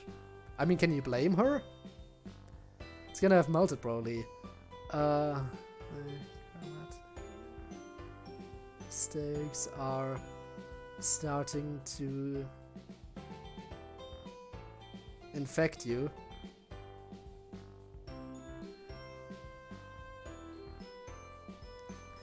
Oh, well. You expect me to speak flawless English when I'm not a native speaker? I am ashamed of how you think of me. Of course, everyone, native speaker or not, should be speaking flawless English and make not a single grammatical mistake. And not a single spelling mistake either. It is just rude to be trying to attempt to even speak the English language without a perfect mastery of it. But it is just as rude to not know the English language at all. Basically, everyone who isn't a native English speaker is a horrible person. I know, it's not like that, but still. There are people who actually think like that out there. It's horrible. Now I'm starting to wonder what kind of damage her upbringing has done to her psyche. Code, you okay? Huh. I don't know. You heard what Monica said. Yeah, it seems a bit harsh, right? Also, I was pretty sure that that sentence was correct, but I guess not. I guess if you're pointing it out, then it wasn't correct.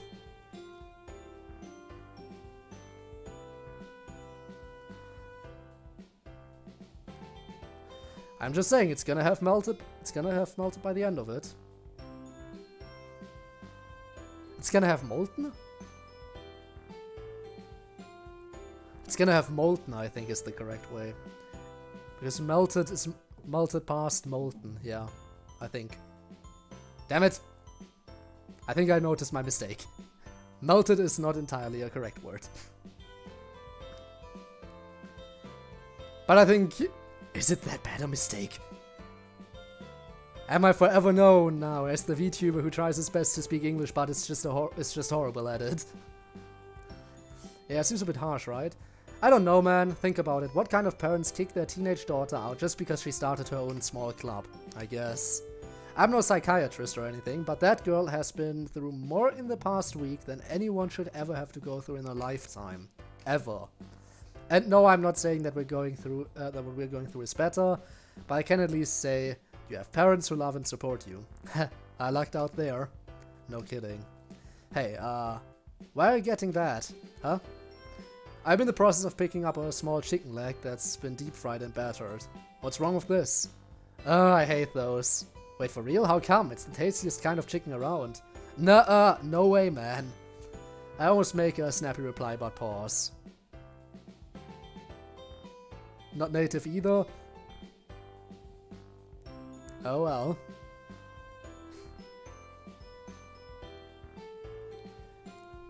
Yeah, you're not native and you encrypt all your messages, so it's hard to tell what you're even saying.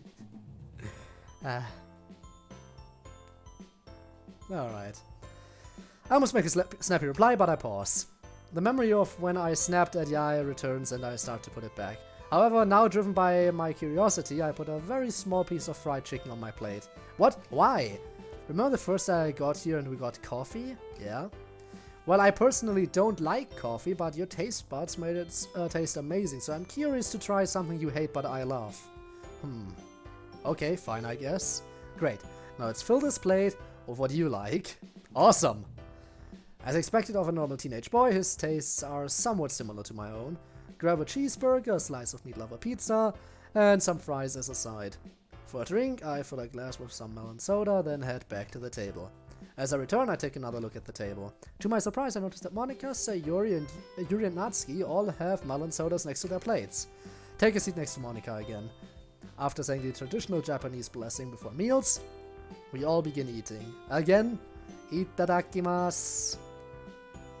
When I take a taste of the small piece of chicken, I feel Meiji's body have some kind of reaction to it. It feels almost as if he's gagging due to the texture or something. I swallow it quickly, wash it down with the soda before anyone else notices. Told ya! Yeah, I know, I just wanted to try. You alright? Oh yeah, just something went down the wrong way is all. Oh, I hate when that happens. It's such a pain. Agreed. After that, the table falls into silence for a bit as the girls and I enjoy the meal. After a while, Kotonoha dabs at her mouth in the most British way I've ever seen, So, this might be a bit odd for me to ask, but do any of you speak English? I speak a small amount, actually. Not much to hold a conversation with, though. I do plan on picking it back up, though. She gives me a sideways glance. Oh, any particular reason? Mostly for travel. I want to visit a couple of English-speaking countries in my lifetime, and I don't want to rely on translation apps. Ah, those don't really work as well as one might think. You can visit England sometime if you're able. I spent almost every summer vacation there. Is that where you picked up your British accent? Oh, you could tell what kind of accent I have. Well, I've heard those accents a few times before on TV. Oh, I see, interesting. But how did you get so good, Coco? How do you get so good, Coco? Oh, I have a private English tutor I see regularly. She comes by at least once a week to see me. That's cool. Maybe I should find a tutor too. They're not that hard to find, I'm sure. Lots of them are online, just a click away. Yeah, I know, but I was thinking someone more local. She's looking at me like that. Ah, yes. I'll gladly be your friend and tutor. Oh? Would you like me to introduce you to my tutor? Thanks for the offer, but I'll be fine. The offer's always there, and I'd be willing to pay for the lessons. Monica, Theo, and I exchange a brief look. I'll keep that in mind, thank you. My pleasure. What's up, Code? It's just the more I get to know this Kotonoha girl, the more I'm worried about her. Maybe it's just me, but she seems to be trying to buy our friendship. You think so? Meiji, I'm going to try and pay for this meal before she has a chance to, is that okay? Yeah, I don't see why not. I mean, Mom did give me that money for lunch. And you still have my wallet, right? I brought it with me, yes? Then use any money in there. I'm sure I have enough to cover the rest. Tashi, Monica's eye is different? As in... Also, welcome to the stream, by the way. Thanks for coming back. Thank you very much. She was giving us the look. Yes, I know. Her eye color is the same, but the look she gave us was different from normal sprites we know from the original game. But yeah, she's been giving us that look a lot in this particular mod, so... She's very flirty towards us. Can you blame her? Thanks, man. Oh man, the food here is incredible! Indeed, it is rather enjoyable. Ha! Is that the girl who gets fancier food? Ah, damn it. Check ideas and recommendations, and my nationality will be obvious. Again, I am probably gonna check Discord after the stream is over. I'm gonna go into Discord anyway because I need to delete the message that I went live, because I need to do that manually. Because I, to this day, have not been able to set up a bot properly. Don't ask me why. But even StreamCord, even though most people use it, is somehow causing problems for me specifically. I prefer to eat a bit healthier. Suit yourself, but you're seriously missing out.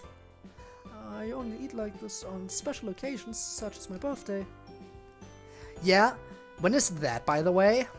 August 9th. Damn, we missed it. How about yours, Natsuki?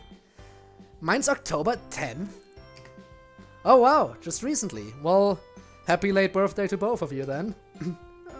Thank you. You better be getting me a late present. Hang on a second. I'm gonna quickly...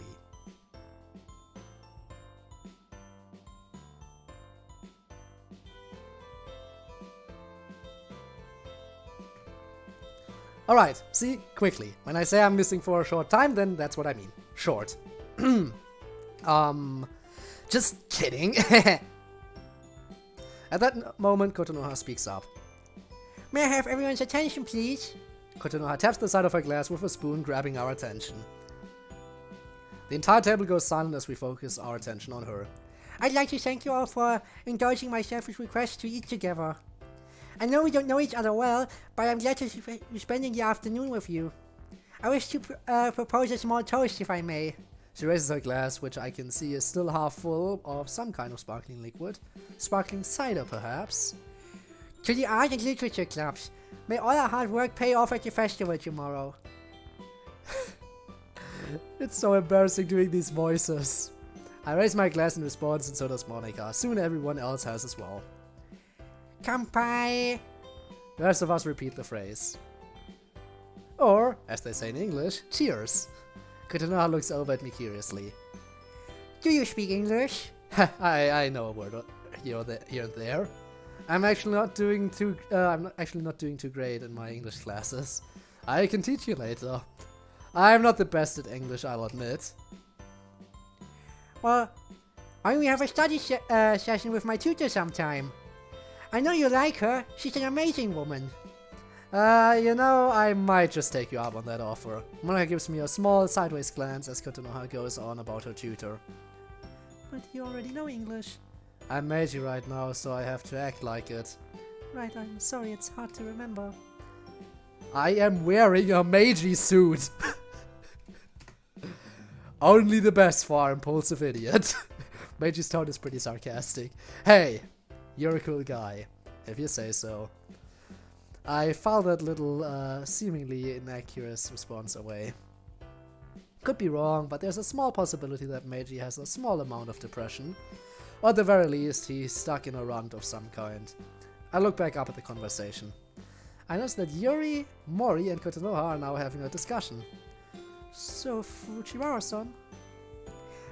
Oh, please, call me Mori. Oh, please, call me Mori. I still don't... Oh, sorry, I skipped something. Her voice, I'm always kind of...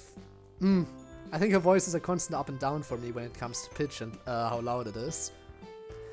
Well, if you're okay with it.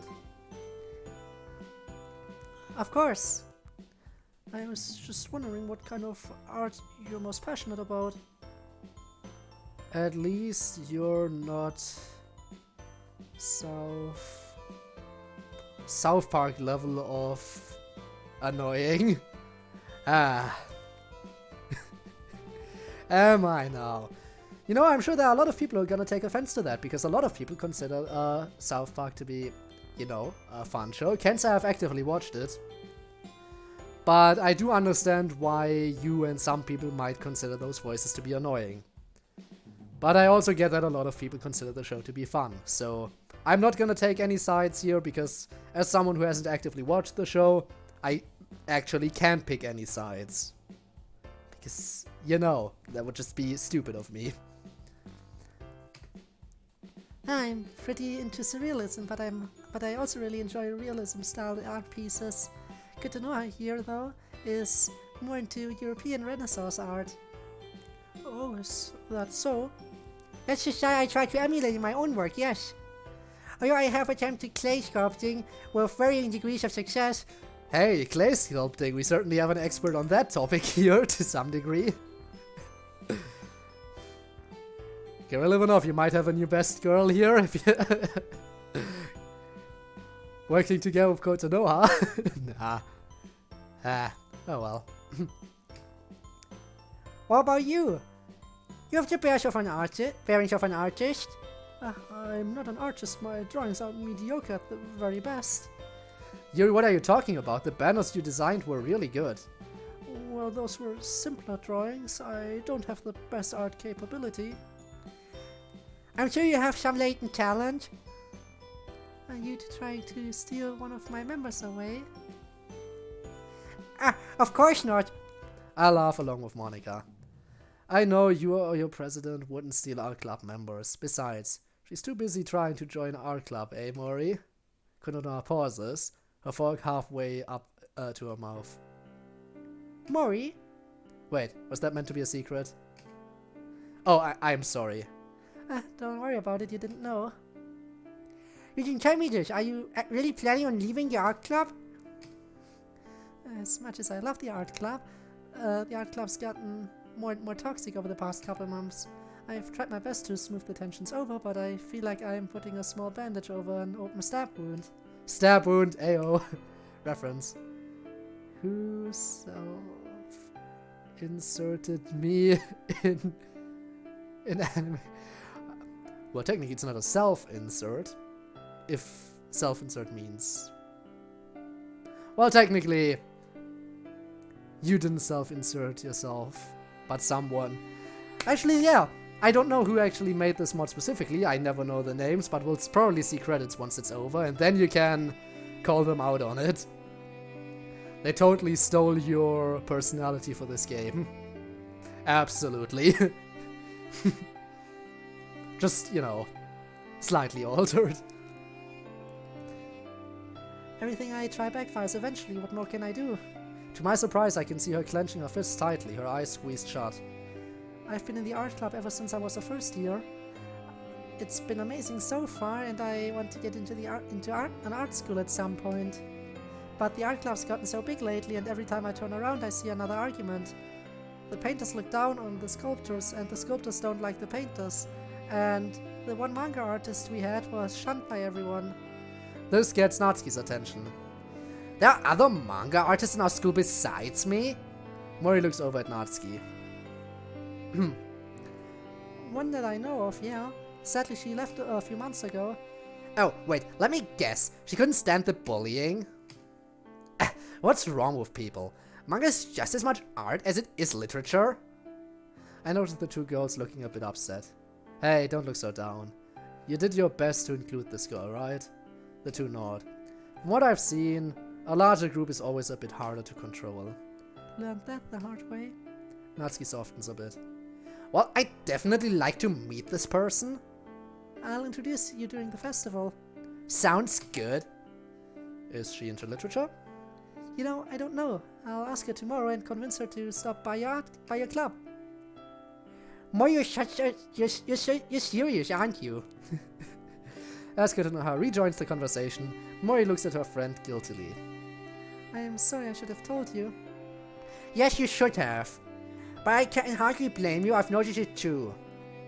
Why do you think I offered to take over the secretary role, or even the vice president role?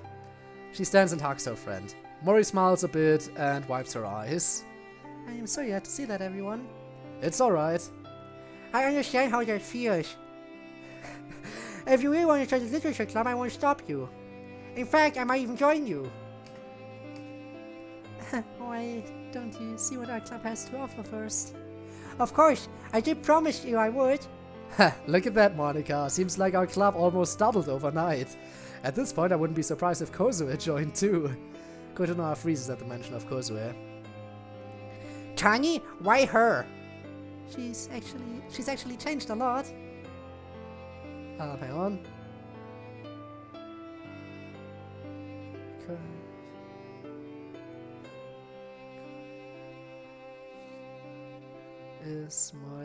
Kotonoha is my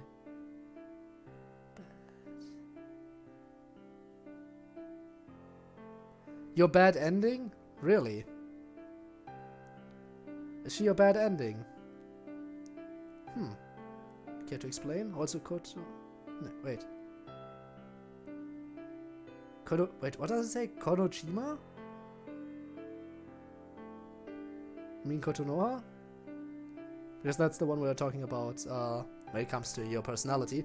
I'm guessing you mean her. But I'm not sure. Unless you mean something else. Kotonoha doesn't look too convinced.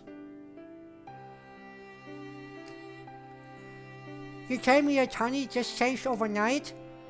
But Believe me, she's changed. Are you absolutely positive about that?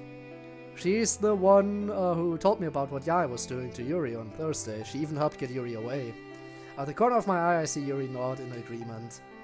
What? Forgive me for not believing you, but I wish to see this for myself. I imagine that's gonna be the reaction a lot of people have. I look over at Sayori and she gives me a half smile. I guess even the bun can find it hard to forgive people sometimes. Anyway, let's talk about something a bit more cheery. I chuckle at that. So, watch any good movies lately? And just like that, the mood skyrockets. My house has its own movie theater. We can use sometime if you all wish. As Kotonoha continues making suggestions of how this group could meet up, I begin thinking. I'm not surprised that she has a movie theater. She seems like the type of person who would be part of a family that's loaded. But that begs the question again. Why does she have these jobs? What could drive someone who lives in the lap of luxury to get part-time jobs and work extra at other jobs too? And why does she insist on paying for everything when we meet? Is she trying to buy our friendship? Maybe, but she doesn't seem like a genuinely friendly person. She does seem like a genuinely friendly person. Maybe I should stop thinking about it. If there's something wrong, I need to be around in order to actually help. Man, now that I think about it, that makes me sound selfish. I look down at my plate and find that there's nothing left on it. Looking back at the others, I see that they're pretty much done. Man, you teens have a scary effective metabolism. Dude, you're only 2 years older than me. Don't talk like you're a teacher. No talking in class, Shizu-san. We both chuckle as I lean back. Damn, that was one satisfying meal? You got that right. Natsuki then looks out the window. Oh damn, it's getting late. I should probably get going soon. Don't want to be home before dark, or don't want to be home before dark. You want to be. No, I think it's the opposite way around for you. Anyway, I'm gonna read it as it is. Don't want to be home before dark? Oh, that'll start texting me constantly. You mean after dark, okay, Natsuki? Yuri looked at her phone as well. I should be getting home too. I have to cook for dinner. Gotta know how. Works in a fast food restaurant. That would be the final stage of my depression. Do you actually have depression? I hope you don't. But if you do, I hope you know that there are people out there who can help you. Just know that that's the case. I mean, it's topical considering the game we're playing, but you know, I figured I might as well point it out.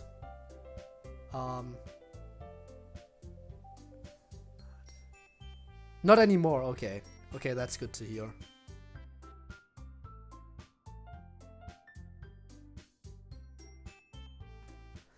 It's good to hear that you're doing fine now. But it's still kind of sad knowing that you had to deal with that. But yeah. Again, sorry to hear that. You might have had a little bit of a rough past, but at least it's you're through that now. I hope. Completely. I should be getting home too. I have to cook dinner. With that, everyone begins cleaning up their plates. Clean my spot on the table as well. As we do that, the waiter comes up. Here you are. He places the bill on the table and leaves again. Kotonoha and I both reach to grab it. We look at each other and the mood starts growing tense. No, I pay. No, I'm paying. No, I insist. It's perfectly alright. I can take this bill. No need to spend so much on us. I insist. Just then I remember what Minako told us a few days ago. Slowly raise my hand. Very well.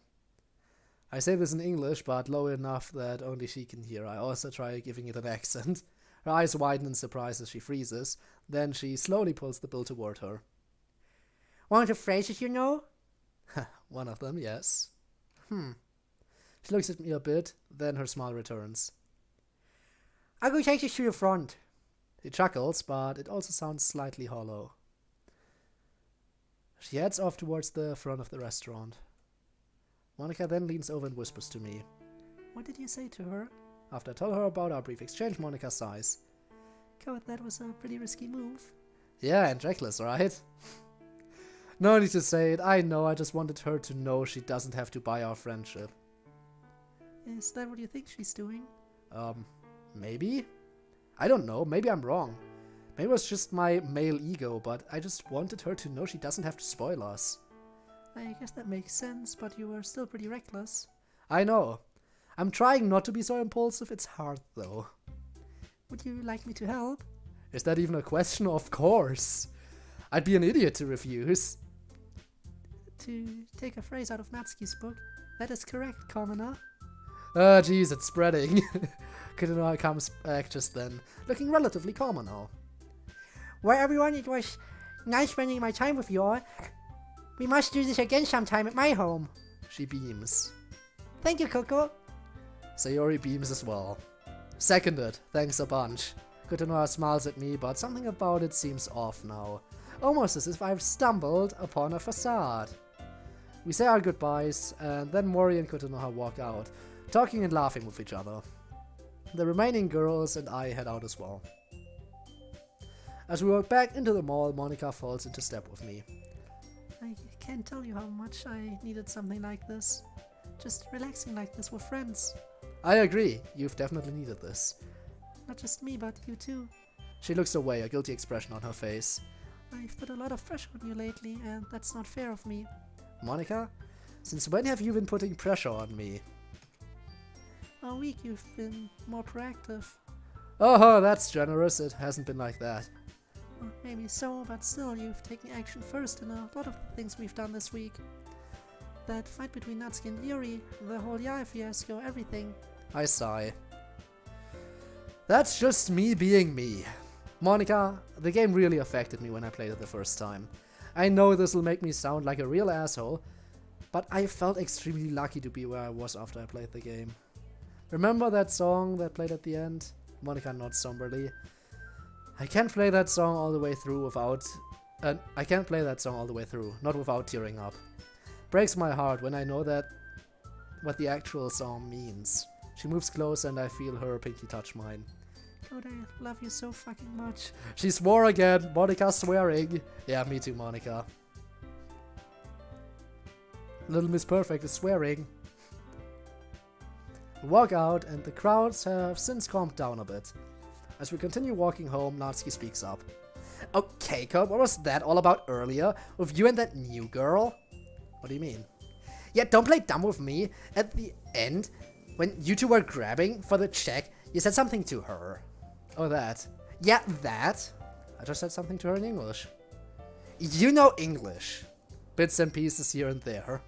Oh, I see. Natsuki seems more convinced now, but Yuri is giving me an odd look. She then gives me a determined look. You sure that's all it was? I start to reply automatically when I realize Yuri spoke in perfectly good English. I force a confused frown on my face. Wait, was that English? She switches back to Japanese. Oh shit, Yuri knows English. Yes, it was. I simply asked if that was all you had done. Yeah, it was. You noticed her reaction too, huh? Yes, I did. I don't understand it either. And to be truthful, I still don't.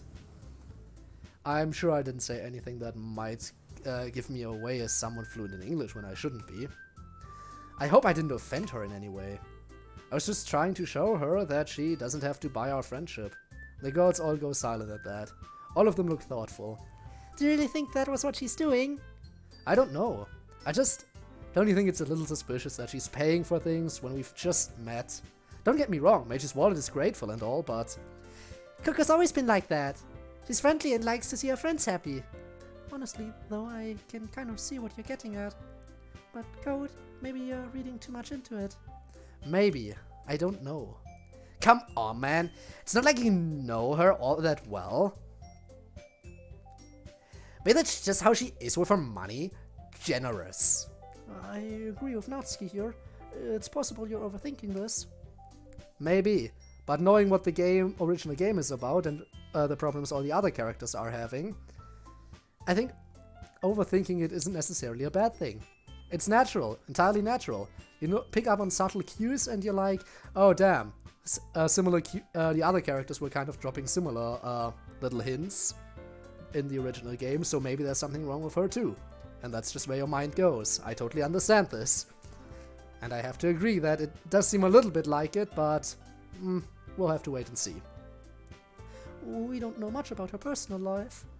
Well, now I feel kind of bad about jumping to conclusions. Yeah, you're right. We turn down the streets back towards Meiji's house. Just then Sayori speaks up. Hey, I'm tired, but today was fun, right? The mood slightly returns to normal. Couldn't agree more. Heh! With how much I ate today, I might still be stuffed tomorrow. Oh, I've no doubt we'll be able to enjoy a good feast at the festival. That is, if you don't get stage fright. Don't remind me? Right, sorry. But I, for one, am seriously looking forward to tomorrow. As you should be. Culture festivals are the best. So I've heard. What's your favorite food there? Yakitori, obviously. Oh, she has good taste. Isn't that some kind of chicken on a stick? That's right, it's pretty good. I can't wait to try some. And what? And watame? Of course. What's that? I think Americans call it cotton candy. Oh, nice. That's so you. Not that I can blame you, watame is pretty good. Yeah, watame is pretty good, especially the the streamer. Nah, I only watch clips of her every now and then. Shoutouts to all the Hololive fans. Maybe in the chat right now. Actually, saying people are in chat is kind of overdoing it, because I know there's not many people active in chat right now. Namely, one person is kind of active. Maybe not the healthiest snack, but... Live a little, press. It's our last culture festival before college. Wouldn't kill you to splurge. Perhaps you're right. Just then, we start approaching Meiji's house. Okay.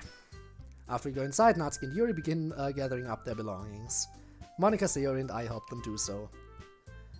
And when they're all ready to go, Yuri turns to me.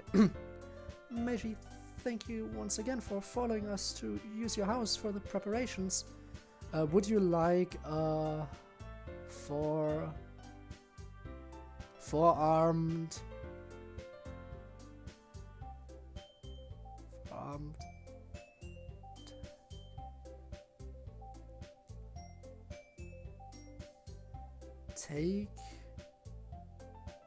take carer? Caretaker? What? Hang on. Which treats everything inside as a toddler with a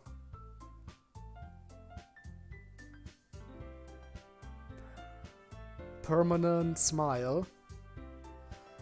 That seems weird. That seems very weird. I'm not sure I would like that. And Code, thank you for helping us as well. Not a problem. Glad to help. Same here. Have a safe trip home, you two. Thank you. Yuri takes her stuff and heads to the door. Meiji, Code, you guys have been more help than I expected from you two. Oh, jeez. I roll my eyes at her as she giggles. However, it seems like the tone of her giggling is a bit cuter than before. No, more genuine. Well, we're always glad to help. Again, I'm with Code on this one. Well, see you at the festival tomorrow. And just like that, she's off. Monika, Sayori, and I follow the other girls to the door to see them off. Okay, everyone, we're nearly there. Thank you for everything you've done. Sayori, thank you for helping move the pamphlets and flyers. Your eagerness to help has really pushed this club along. Why does it sound like she's saying goodbye? I don't know. Maybe she's just emotionally overwhelmed. Yuri, thank you for coming up with some brilliant ideas for the atmosphere for our presentations. I've no doubt it's gonna really impress the students who come. And Natsuki, thanks for whipping us up some delicious cupcakes again. I bet it's gonna be a selling point to the club like Code said a few days ago. I chuckle. I'm gonna take a page out of Natsuki's book and say it. Don't get too sentimental, press. Natsuki snorts at this, and the other girls chuckle a bit as well. But we all help because we love this club and everyone in it. I smile at the girls kindly. Well, Monika and I have a few more things to take care of before we head off to sleep tonight. See you all tomorrow then? Of course, have a pleasant evening. Night all. Natsuki and Yuri head out, walking down the street and talking with each other. As soon as I close the door, Sayori rolls up her sleeves. Sayori? Those egg sandwiches won't make themselves. Are you sure? Didn't you say you were tired? Yeah, but I still want to help. Besides, you two are even more tired than I am, right? Now come on! Sayori. Never change. Except for the depression. Maybe change that. Sayori practically drags us into the kitchen and begins setting up the last of the ingredients on the table. Monika and I exchange a look when we both smile. Okay, everyone, let's get to work. I turn on some relaxing music just like before, and the three of us finish off the last remaining sandwiches. I have to keep an eye on Sayori though, as she tends to sneak bites here and there of the egg sandwich mix. This last task doesn't take us too long, only about half an hour. Eventually though, the entire bowl of mix is gone, turned into over 20 small bite-sized sandwiches. After we put them in plastic containers and place them in the refrigerator, Sayori stands. Yay, we're all done! I smile, as does Monica. I can't believe this week is almost over. Same here. Well, what should we do now? Should we check on the code in the space classroom? No, you two are exhausted. Sayori, we don't have the luxury of resting. Tomorrow's the time in the original game where it loops back to Act 2. We can't make any mistakes here. Code, I understand, but you and Monica should rest. Besides, I'm still feeling better than I did before Monica edited me, or whatever it was she did. I'll be fine. Monica and I sigh simultaneously. There's no convincing you otherwise, is there? Nope. Fine, we'll relax. Good. Sayori yawns and stretches. Sayori, you okay? Oh yeah, I'm just tired. It has been an exhausting day, hasn't it? If you want to go home, you can. Thanks, I think I will. As long as you can promise not to do any work tonight. I hold my hands up in defeat. I promise. Sayori nods, then turns to Monica. I swear I won't. Good. She then pulls Monica and I into a hug. Everything is going to be alright, I promise. You'll all be happy, I just know it. So will you, Sayori. So will you. She smiles at us with a bright, tender look in her eyes. Well, I'll see you all tomorrow, bright and early. I'm sure even you guys can't carry all that on your own. True.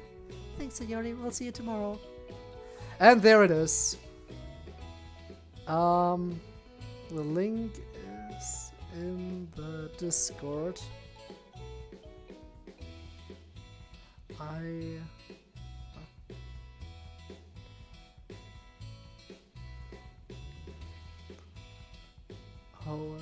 The solve and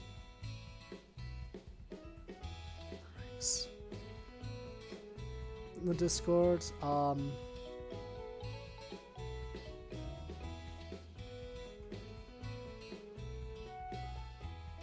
the song and make the lyrics.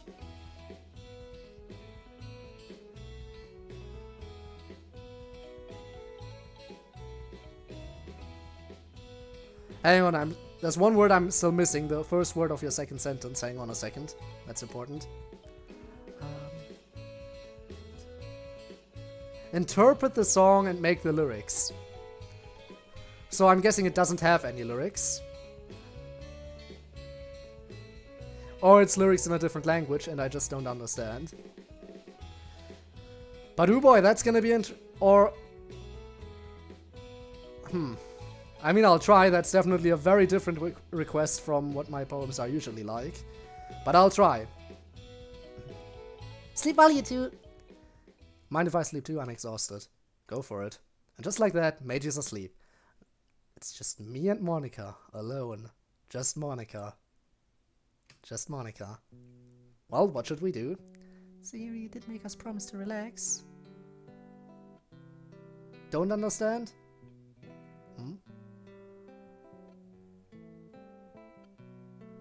Elaborate. You said interpret the song and make the lyrics. So it doesn't have any lyrics, and I need to interpret the song itself, or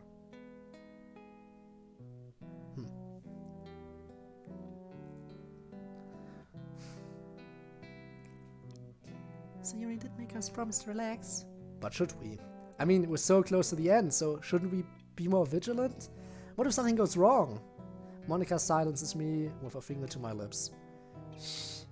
My heart rate increases drastically. We promised Sayori we'd relax, and we will. Taking my hand, she pulls me into the living room. She pulls me toward one of the couches, sits me down, grabs the TV remote, and walks back over. Then, to my surprise, she lays her head on my lap. Ooh, lap pillow. Monica? Isn't this a bit much? She grins. Well, is it comfortable? I hate to admit it, but yes it is. I nod slowly. Then we're relaxing, because this feels nice to me too. As she snuggles up close, she hands me the remote. I turn on the TV. A few hours pass, and soon it's nighttime. I look down and see that Monica's fast asleep now, curled up cutely in a satisfied smile on her face. She reminds me of a kitten like that. With that thought, my smile returns, morphing into a grin. Reaching down, I stroke her hair gently. Hey, little emerald kitten. Time to head for an actual bed. Monica stirs and opens her eyes. What time is it? I look at the clock on the DVD player. Just past 8:30. She sits up and stretches, yawning. Hey, did I hear you right? Did you just call me Emerald Kitten? I blush a bit, but grin to hide it. Oh, yeah, damn right I did. You're curled up like one just now. It's Monica's turn to blush now. I was. You were. I wish I could have taken a picture. Monica giggles, then slowly stands. I must have been really tired. We both were, believe me. But we should really get to bed now. Monica nods in agreement. It has lyrics, but they ain't in German or English. Interpret, not translate. Alright. So I'm just gonna have to listen to the song and think about what the lyrics might be. That's gonna be rough, because so just go by the melody and think what the lyrics could potentially be. In English. That's what you want me to do, right? Am I understanding it now correctly? From what it makes me feel, yes, okay. Monica nods in agreement. Monica agrees too. There you have it. I'll head to bed soon, but first... She surprises me with a hug and tender kiss. This time, full on the lips. Good night, Code. I love you so much. And with that, she leaves and heads up to her room. I'm guessing you want me to try to stick to the rhythm of the original song as well. The one you sent me. Which is gonna be slightly tricky, but I'm gonna try my best to make an interpretation of what I think the song might make me feel and try to stick to the rhythm of it too. Again though, as I said before, none of my stuff is, I never promise that any of the stuff I write is good. As I said multiple times. So, don't get your expectations up too high. That she leaves and heads up to her room.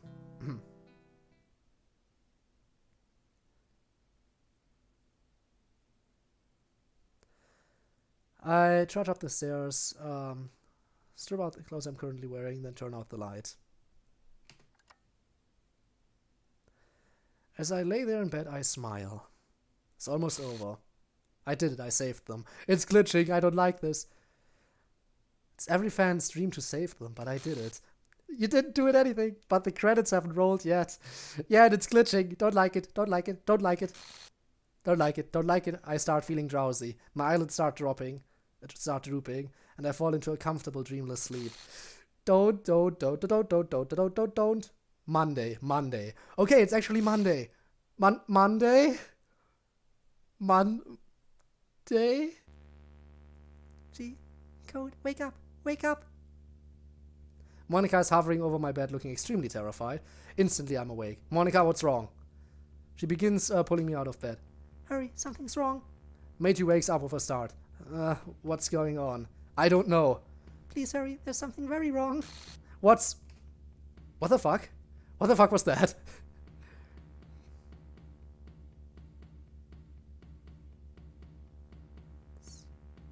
We're screwed. We might be screwed. Oh, I don't like it. I don't like this. Please don't. Please don't let everything be wrong. What the fuck was that? Holy shit. Oh god. Oh god. Oh god. Oh god. Oh god. My heart begins pounding hard.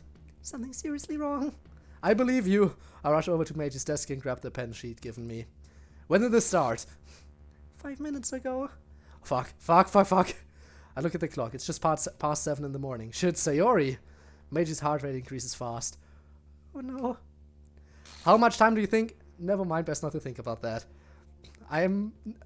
Never mind. How much time do you think we have?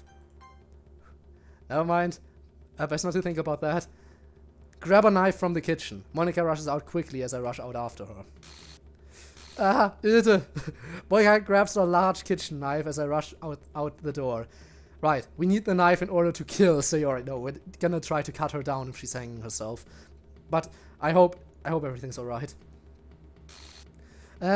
Stop the glitching. I throw open the door and rush out. Monica quickly follows me.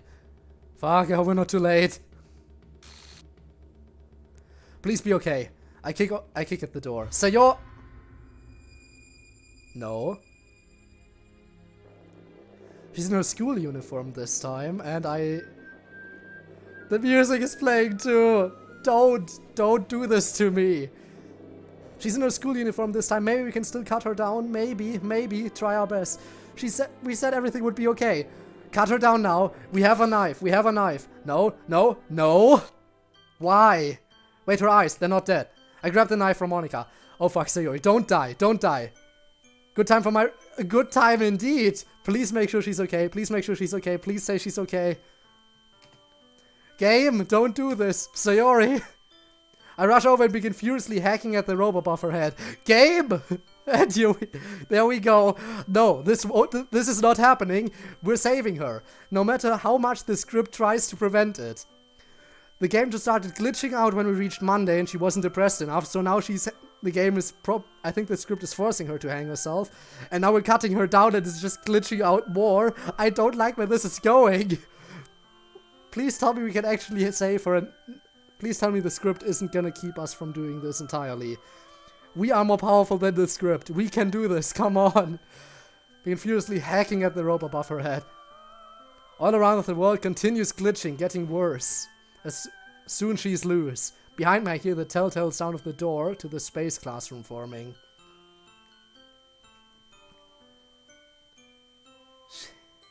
She's not dead. Shit, I did. She's not dead. Calm. I mean, we cut her down, but it's not entirely sure if she's making it. Okay, space classroom, now. Right now. Monica, hurry. Help me carry her. Hurry. I lift Sayori and pull her towards the door. The world grows even more distorted, almost as if it's dissolving into code. This seems like the end of Act 1. I run through the door and... Right, we're in pain again. Because us running through the door is not ending well for us, usually. Oh my god, look at the world in the background. Look out the window.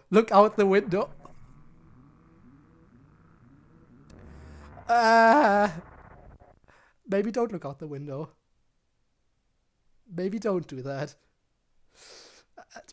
Oh. Okay. Let's not leave here for now, okay?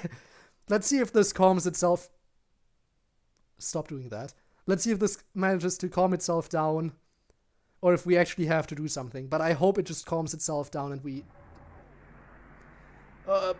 Stop it. Stop. I hope this calms itself down. Maybe Monica can fix it. Or maybe we can restart with, Sayori in here. I don't know.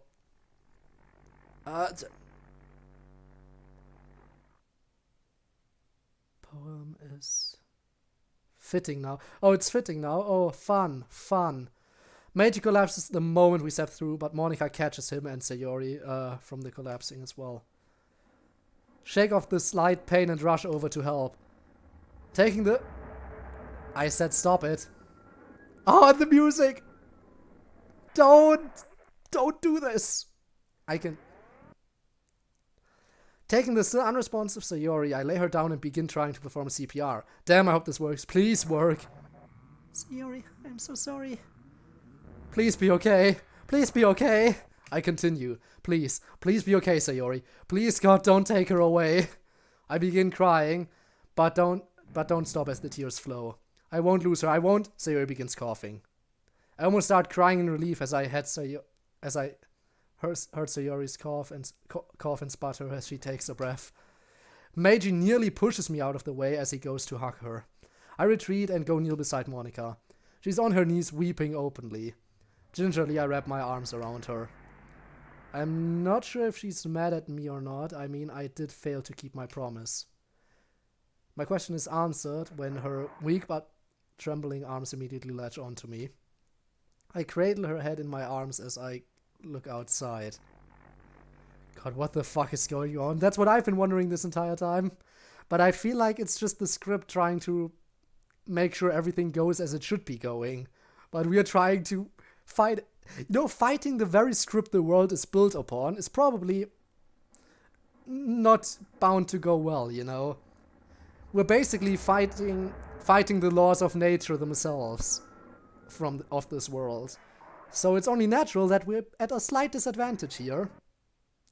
But maybe we'll be able to win this fight. After all, we have Monica. And Sayori's still alive.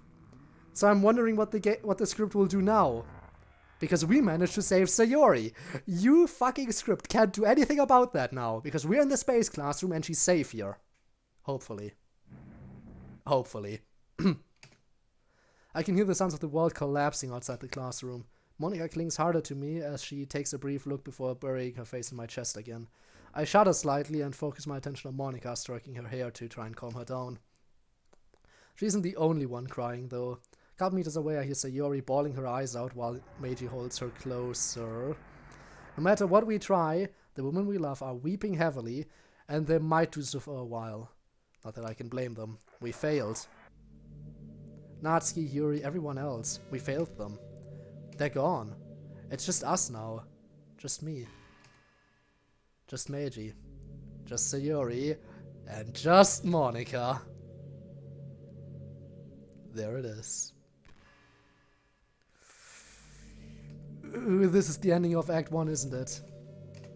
Suddenly, new light assaults my eyelids as the glitches stop. I open my eyelids slowly and realize I've been crying too. But that's not what stops me. I look out the window. Holy, no way, is that? Meiji looks over at me, then at the window. He looks down at Sayori, who has since cried herself to sleep in Meiji's arms, although I can still see her hiccuping every so often. Meiji carefully lifts her in his arms and places her on the couch. She seems reluctant to let go, but he eventually untangles himself from her. Monica is still clinging to me, repeating the same phrase over and over again. My fault, my fault, my fault. I pull her closer, causing her to bury her face deeper into my chest. I see the menu out there, you can't fool me. I don't even know how to begin comforting her. Not when I am as terrified as she is. I can only hope my presence is enough, because all words escape me at the moment. This club. Can any real happiness be found here after all? I'm amazed at how much I'm careless? What do you mean careless? What do you mean you're careless? Did you do something? Something stupid right now? Are we just doomed to a meaningless, controlled existence? No. No. No! My arms tighten around Monica even more. This isn't the end. I won't give up now. But it is the end of Act 1, isn't it? Monica looks up at me. Code? Monica, we aren't done here. Point over to the window. She goes pale when she sees what I see, almost retreating from it. No, please. She clings to me, like I'm her last remaining lifeline. I can't. She trembles even more in my arms, looking away. I'm sorry, Code, I can't do this. It's impossible. I just want to stay here and forget this ever happened. Damn it! She was just starting to get better. At least I think she was. I'm not ready to give up yet. How? How are you going to fix that? She lets go of me and points to the window. We can't win, there's no way. Out of nowhere, someone slaps Monica. To my shock, I see Sayori with her hand raised. Sayori! You go, girl. I'm more intrigued than worried. Honestly, that's fair. I am intrigued too. But the thing is, we won't get the conclusion to this story because I feel like Act 1 is about to end and we can't do anything. This feels like such an ending. And Act 2 isn't out yet. Now I'm gonna have to wait for whenever that drops. To my shock, I see Sayori with her hand raised. Yes, we can. She looks down at Monica. We can make it. Sayori, I'm alive, yes? I'm alive, yes? The script didn't make me kill myself. I might have tried, but I'm still here. She's right. Meiji walks over and kneels next to me and Monica. Sayori joins us. Meiji nods at me and I take a deep breath.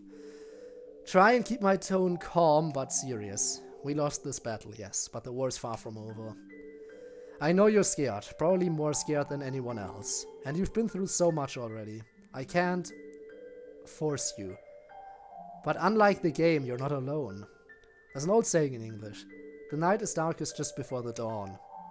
Things do tend to get worse before they get better. But they will get better. Monica weeps more again, shaking in my arms. Sayori, Meiji, and I exchange worried looks. I can't do it, it's too hard. Just then, Sayori's face brightens as she has an idea. She moves close and whispers something to Monica. Monica's eyes widen a bit, then she briefly looks over at me. She whispers back to Sayori, and Sayori simply nods. Monica takes a few deep breaths, then shakily begins to stand. I rush to her side and help her up. Monica? I'm sorry, everyone. Monica looks over at me, her smile looking extremely uncertain and fragile. Code, you're right, we did have a small victory here today. You mean a small loss? She looks over at Sayori. Oh, right. Yeah, no, that. Ready to try to keep your...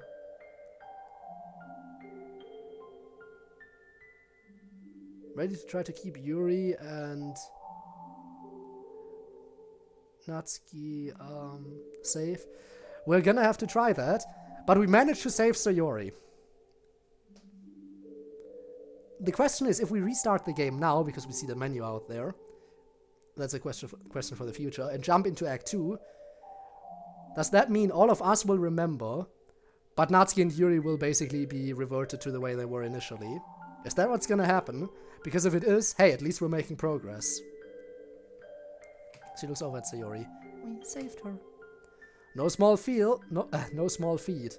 So that's a victory in my book. So, how do we deal with this? I look out the window more closely now. Oh, that's why she's worried. The menu changed, yeah. She's gone, her character file is gone, but she's in the space classroom, so she's safe. You can't save them all. Yes, we can. If we try hard enough. Just put them all in the space classroom and it's fine. Put them all in the space classroom, wait until this whole thing blows over, and once we're past where the script normally goes, then we'll let them all out again. That's my plan right now. Sorry, being a sneaky little lurker, I've been working hard for my exams. That makes sense. Finishing school on the 28th? Well, hey, at least it's not too far away. Good for you. Gotta work hard. You work on that. Hope you do great on your exams. Oh god, does this mean... I look back at the others, all are facing me. Close my eyes, take a deep breath, then open them sharply. How do we deal with this? We plan. Plan for everything. And not just that. I'll tell you what we'll do. We fight. And we win. And that's the end, isn't it? Thank you for playing World of Dreams Act 1. There it is. And I actually did manage to finish today. It wasn't even that close. I'd still have played for quite a lot longer. Like, if it took another hour to complete this, then I'd have played that too. Look forward to the next act. Oh, I am certainly looking forward to that. Oh, you can believe me, I'm looking forward to that. I wish it was out already. For further credits, please read the text file accompanied with this mod. See you next time in the World of Dreams. Let's go! So a little bit of a shorter stream today, but that's not bad. In fact, I don't mind that at all. Well, we made it. We saved Sayori. Technically, the script thinks she's gone, if we can judge by the title screen it showed us in the, in the end. So the game thinks she's gone, but she's in the space classroom, alive. For now, I think we should keep her in there, because we don't know what will happen if she goes out now. She might just get deleted the moment she steps out of the classroom. So for now, she's gonna stay in there, and we'll have to figure out how to do this. Next on the agenda would be saving Yuri. Because Yuri's the next one to die. And Natsuki just gets deleted by Monica normally, so she's gonna be fine for a while. Yuri is the next one we're gonna have to save. Act 2 isn't out yet, sadly. Sadly, I'm really looking forward to when it releases. But sadly, that time isn't now. As much as I would like to jump right into Act 2, I'm gonna have to wait. And so will you. Anyway, you know what this means. This means the stream is basically over and we're gonna look for someone to raid. Be quickly. Audio gone. That is gone. Sayori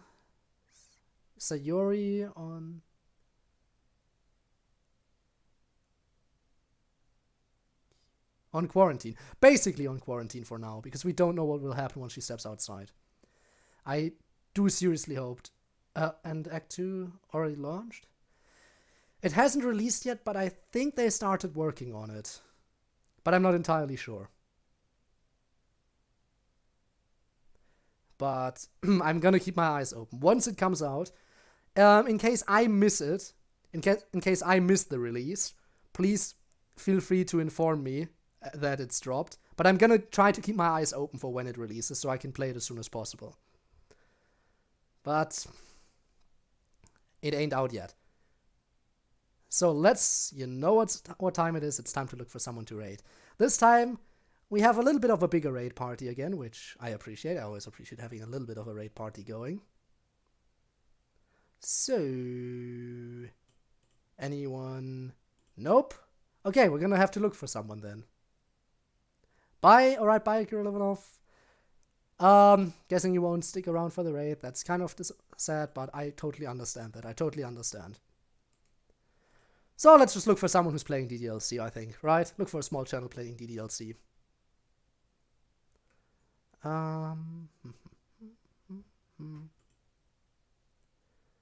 Categories, let's go.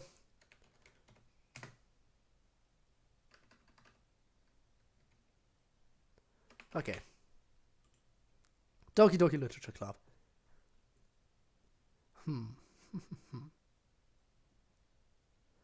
So, who shall we raid? Let's find someone nice.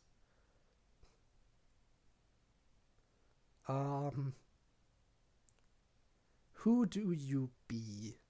Let's check this one real quick. Oh, okay. Found someone. Found someone streaming this game.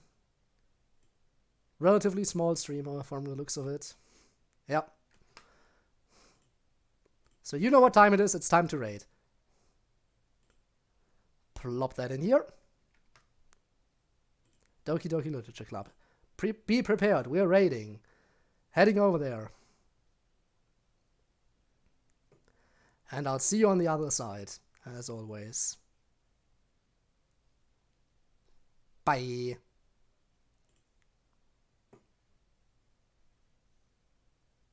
And another. Bye.